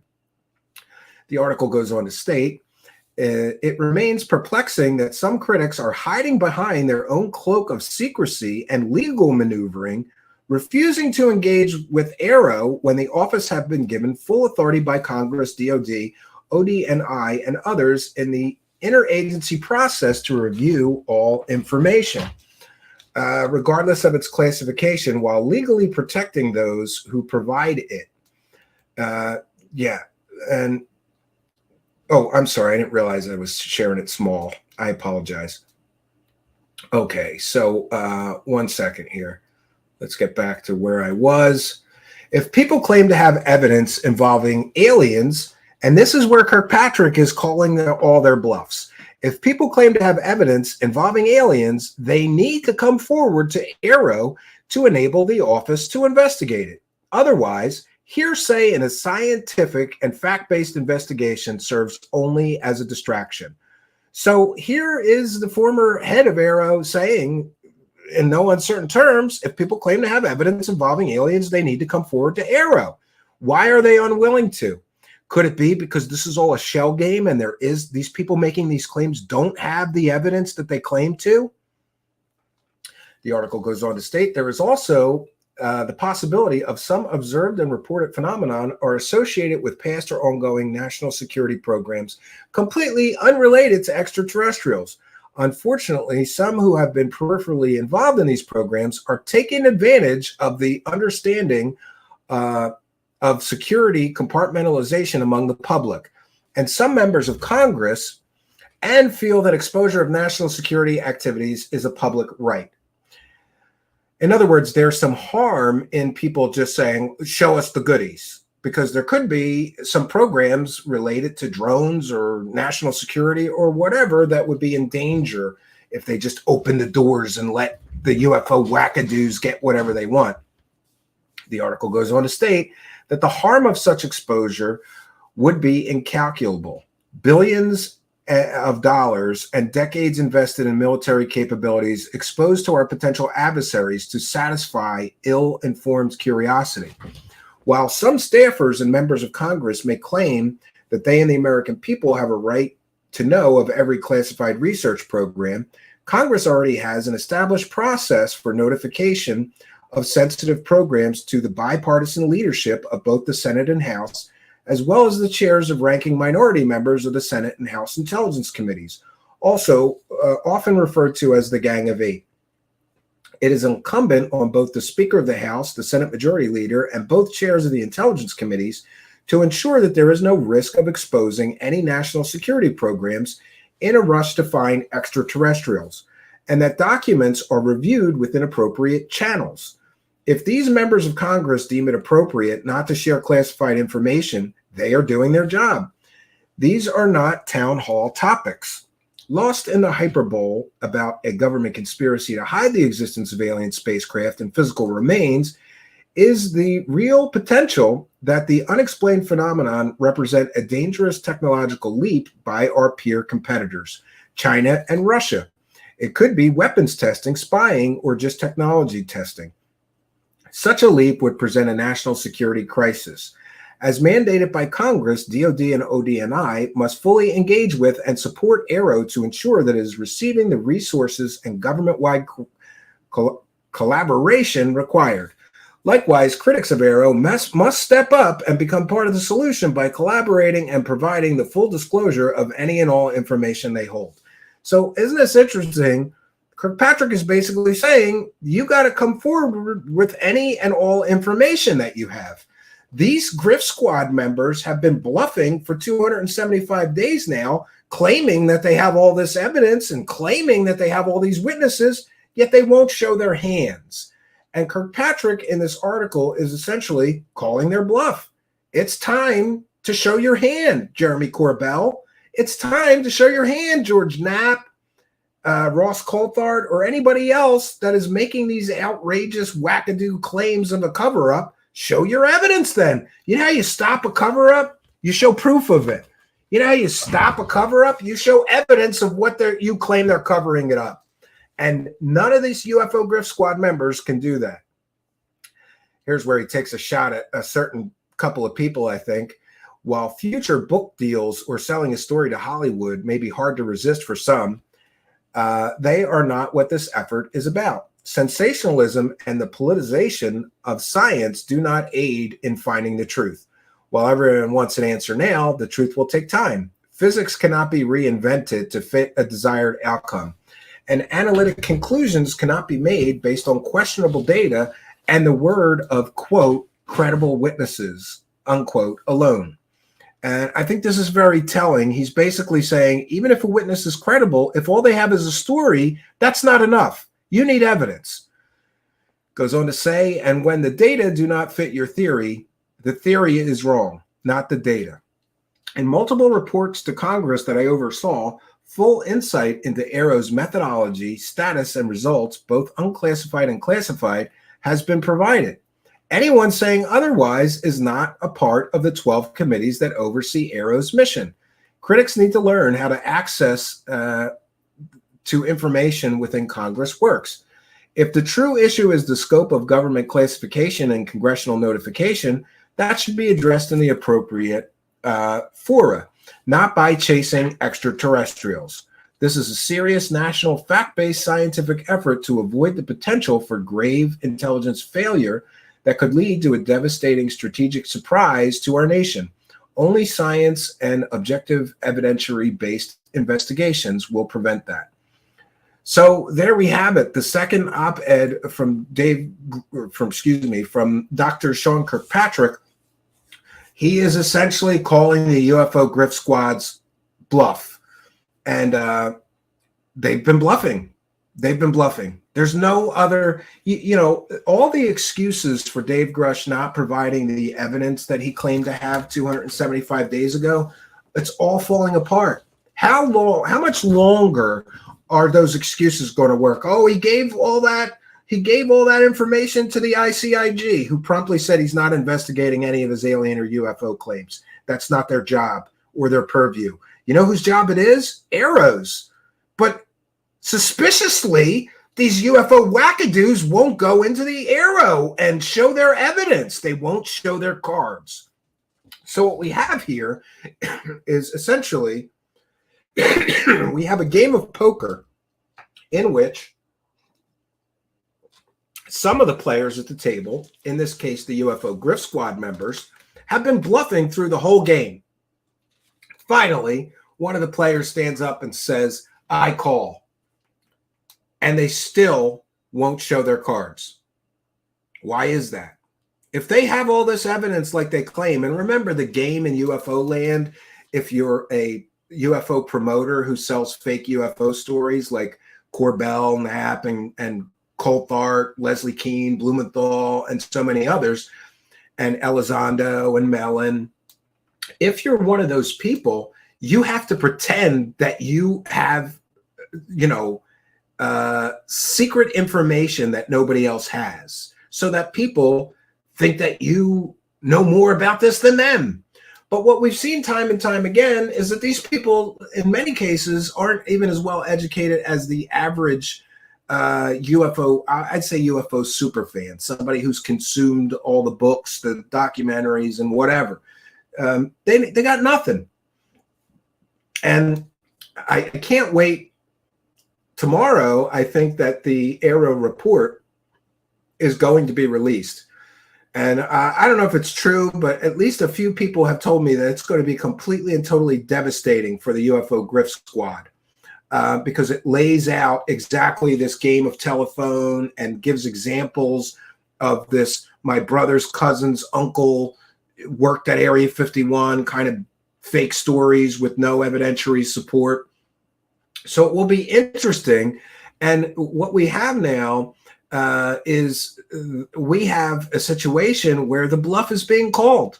And, you know, if you're not bluffing, Corbell, then show your hand. Show us those 4 aces. If you're not bluffing, George Knapp, then show us your hand. Show us those 4 aces. If you're not bluffing, Ross Coulthart, then show your hand. Grusch, Elizondo, Mellon, if all of you are not bluffing and there really are these programs and you have evidence of it, maybe it's time to, it's time to put up or shut up. How long are you going to bluff, right?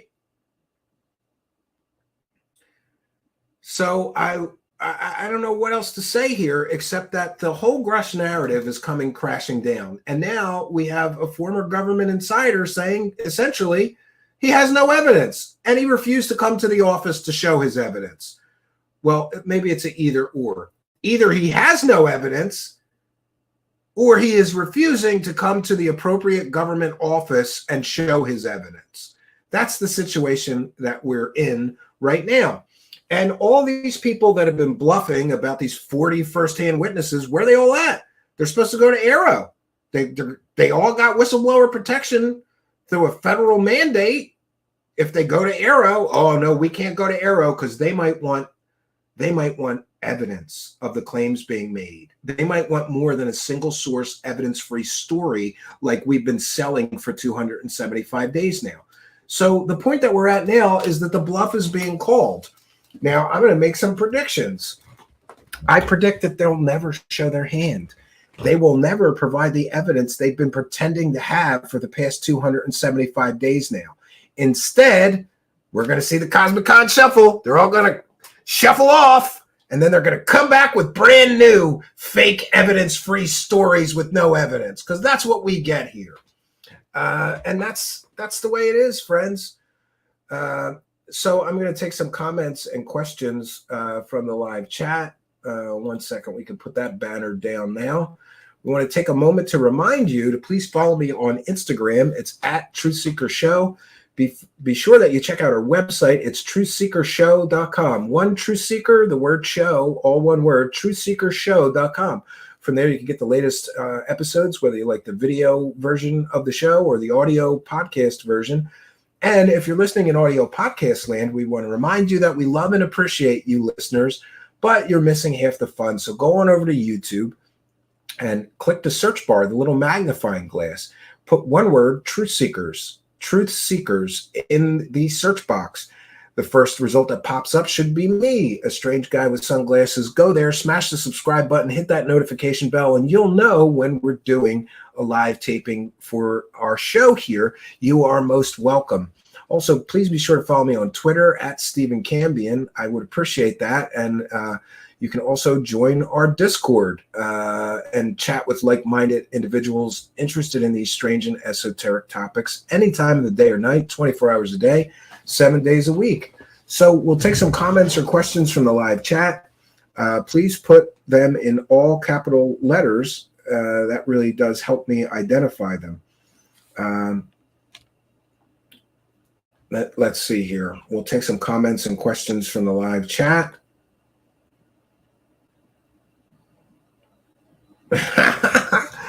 Edward Truitt said, Grusch got whistleblower protection, but it ended up being a kazoo. Yeah, worst whistleblower in history. I've never heard of a whistleblower that cannot show any evidence whatsoever of his claims. And I renew my communication to Dave Grusch's wife. Do you know how many hundreds of thousands of dollars all the people using your husband have made off of this story? How much did you guys get? And are you satisfied with the amount of money they broke off to him? And by the way, you know, there's going to be a reckoning here. Somebody's going to have to start asking Grusch hard questions. He's not going to get the softball circle jerk for much longer. Somebody's got to ask him, how much money did you make? How much money did all your friends make? Where's all the evidence that you promised us 275 days ago? Where's these 40 firsthand witnesses that you interviewed? Can we talk to them? Why don't you roll the, you know, and this whole situation is so childish and stupid because what we have is a bunch of UFO scumbag profiteering promoters that just got caught bluffing bad. They bluffed all the way to Congress with this one. Oh, that's another one. People say, oh no, they passed laws based on Grusch's testimony. That confirms Grusch's testimony. No, it doesn't. They passed laws based on the Raelian UFO cult's testimony before Congress. And they were lying 100% in their testimony. And still, laws were passed based on UFO wackadoo's testimony before Congress. It's happened before. It's not proof that Grusch is telling the truth. What else do we get from the excuse squad? Oh no, Rubio confirmed his claims. No, Rubio said either some of this stuff is true or there's people in our government that are total wackadoos. That's what he said. That doesn't confirm Grusch's claims or allegations. So we're at 275 days. There's been absolutely no evidence. And we have consistently shown you that all the people who are pushing this narrative are UFO profiteering scumbags, most of which have been caught lying to everybody, selling fake stories, lying to media outlets, manipulating media outlets, selling 100% provably fake stories. And Grusch is directly connected with all of them. We've also seen evidence that it is indeed the same group of UFO promoting people that were behind, I don't know, remote viewing, Skinwalker Ranch, the TTSA, what was described as a techno scam. All these same people are involved in the Grusch story. Some new faces, I guess, like Coulthart wasn't around for TTSA and all that stuff. But still, it's the same core group of people propagating this false evidence-free narrative. And, you would think, now's the time, fellas. Now's the time to show your hand and shut that person. I'm not bluffing. Here's my hand, bitches. Here's the proof of the aliens. Now, Coulthart claimed that he had proof of aliens, but he couldn't tell us. George Knapp claimed that he had proof of aliens, but he couldn't show us either, right? They don't like it when you call their bluff. And that's what it is. Half of these people selling UFO stories are bluffing, right? They're always bluffing, right? Rezo Factor is here and says, UFO Twitter loves to worship Grusch. I've even seen the praise memes. Yeah, they're treating him like a religious because he's confirming what they desperately want to believe, right? JD says the latest in UFO land involves Dr. Michael Moran, who is a Scientologist Sea Org member who knows how put up as well. He is one of their 40 insiders who is full of it. Yes, and JD, you've pretty much blown the surprise. I'll be covering that situation. And this Dr. Moran also deleted his LinkedIn because it appears to be that he lied on his own resume. And who put that bullshit out? Project Unity, right? Yeah. Great job. Great job vetting, Project Unity. Great job. Marco Rubio is on the Gang of Eight. He's one of the few people in Congress with the power to actually get information, but I bet he can't do it alone. Yeah, I really don't know. Wise Monkey says SR-71 flew in 64, so not that early. This was 61 years after the Wright brothers' first flight. 60 years since SR-71. Imagine what we can do. Yeah, I've heard that talking point a lot, right? Yeah. How well do you think the Grusch Wilcock Good show will go? Yeah, before you know it, Dave Grusch is going to be working UFO conferences with the likes of Corey Good, David Wilcock, Michael Sala, Linda Moulton Hale, and Lou Elizondo, and all the other grifters, right? I don't know anything about that moon dust. Try to stay out of it, right? So comments or questions for me, please put them in all capital letters. I'll try to find some other comments to share here.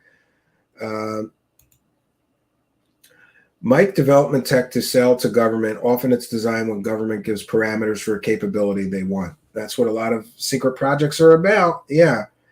I don't know what that's about, Red Goblin. That sounds scary. Anal probing. Is that where we're at now? So comments or questions for me, please put them in all capital letters. Otherwise, we're going to bounce on out of here. But I will be back tomorrow night at 9 p.m. Eastern Standard Time. I'm not sure exactly what we're going to be doing tomorrow. I have several stories prepared. We'll see what we do tomorrow night at 9 p.m. Eastern Time. We might be covering the Arrow report. If that drops, that's what everybody's going to want me to do, go through it and talk about it. I'm hopeful that it will be dropping tomorrow by March 7th, as people originally said it would be. So we'll see what happens. If that drops, we'll be discussing that tomorrow. Have I seen anything credible? Anonymous Rex, have you seen anything credible that points to possible case of UFO? Well, I've seen a lot of credible UFO cases. If you just mean unidentified flying object, there's plenty of cases where, yeah, there's an object in the sky and it's strange and it's difficult to identify as a conventional aircraft or any of that stuff. So I don't know. There's just a huge jump for me. Do I believe in UFOs? Sure. There's always going to be things in our sky that are unidentified or difficult to identify. Where I have a problem is the jump from UFO, I can't identify this, to it must be alien spacecraft. That's where I have a problem. And I think people make too much of a jump, right? Who do you think is credible? Anyone? I get this question a lot, and honestly, I try to not answer it. I like people to find their own, make up their own mind. But I like John from the Black Vault. He had a big story today. I like Stephen Greenstreet from the New York Post. There's a few others like Expanding Frontiers Research, or other people that are, a lot of the people that I actually follow, like Robert Schaefer and some of the others, are very little known. So it might be a list of names, but I do believe I can count the credible people that cover UFOs and aliens honestly on one hand. And that's sad, but I get it. The call of the grift is too strong. And there's people, even people that were very harsh about other grifters, like people that were very harsh on Third Phase of Moon, were like all in on that Ashton Forbes bullshit, fake MH370. They're all in on that. Alien Scientist is another one I would consider credible. I disagree with Jeremy on some things, but I agree with him on many things. So, and I like Walter Bosley and a few other people, even though Bosley's full of shit too. Everybody's a little full of shit. You just got to find people that are full of shit to the level that you're comfortable with, right?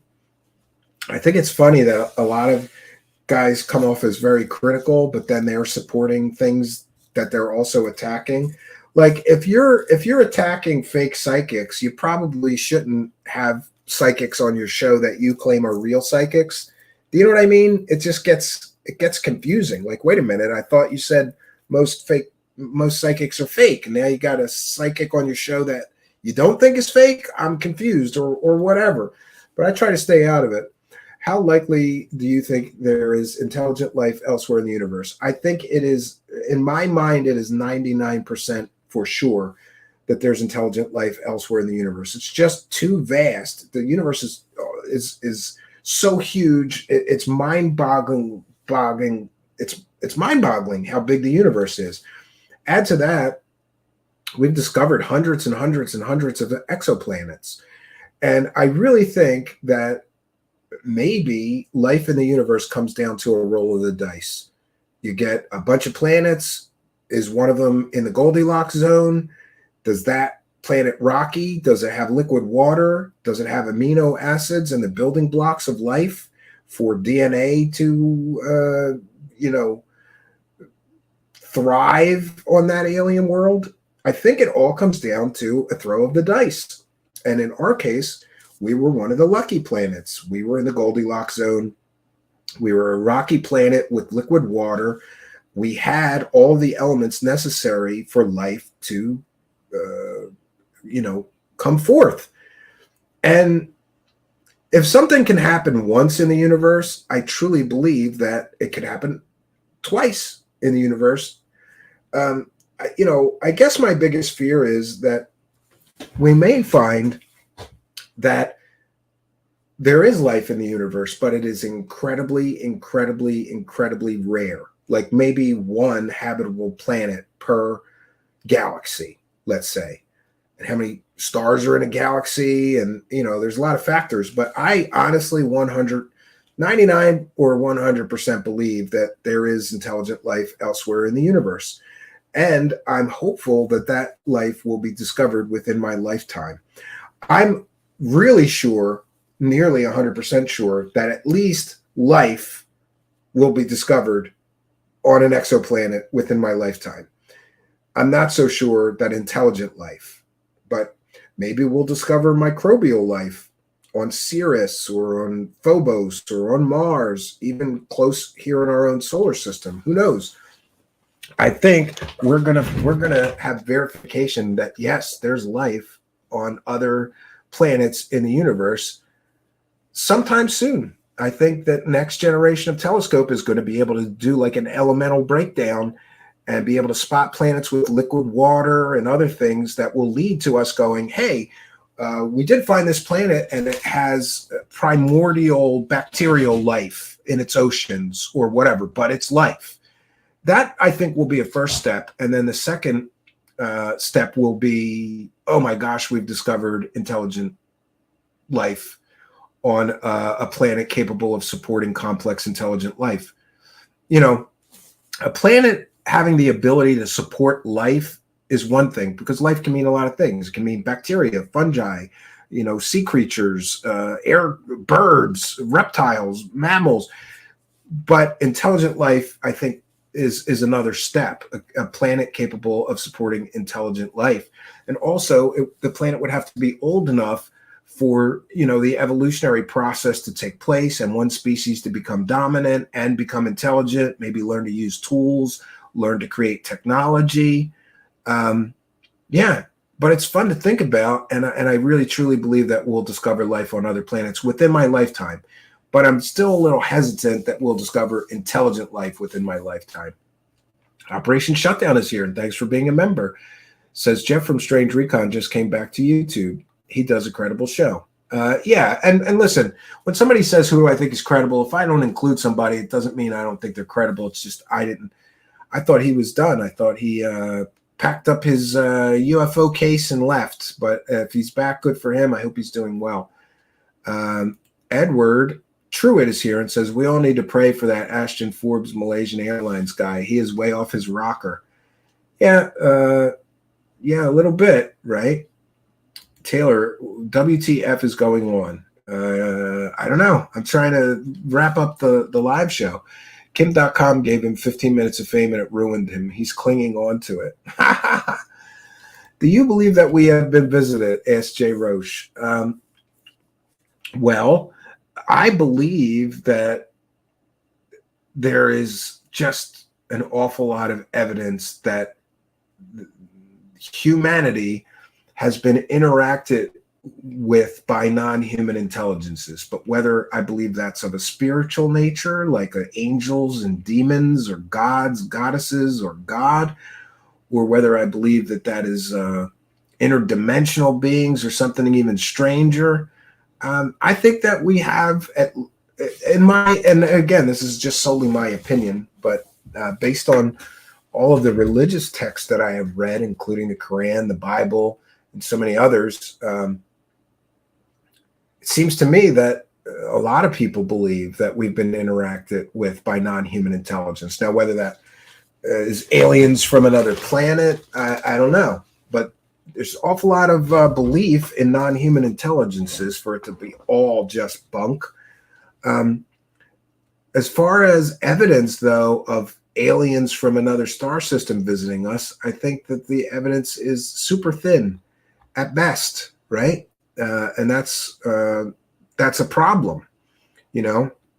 But sure, I would love to believe that aliens visited us and interacted with us or gifted us technology or whatever else. But the evidence for that seems to be pretty light. And, you know, when I say things like this, people get angry or upset with me. It's not like I came into this 30 or more years ago and just made up, you know, watched a few documentaries, read 2 books and made up my mind.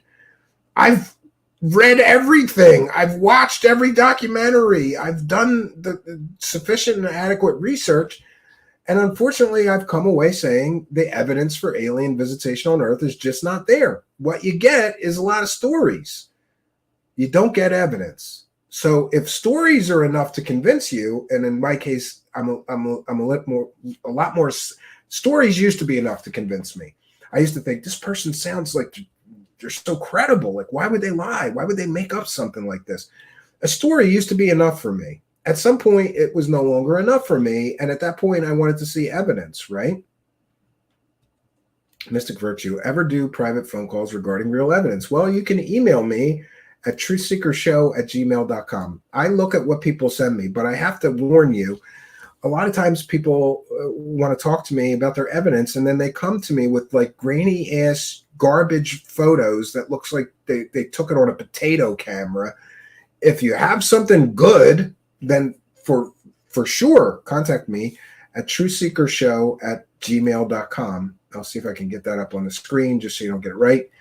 Don't get it wrong. It's one Truth Seeker, the word show, but all one word, truthseekershow@gmail.com.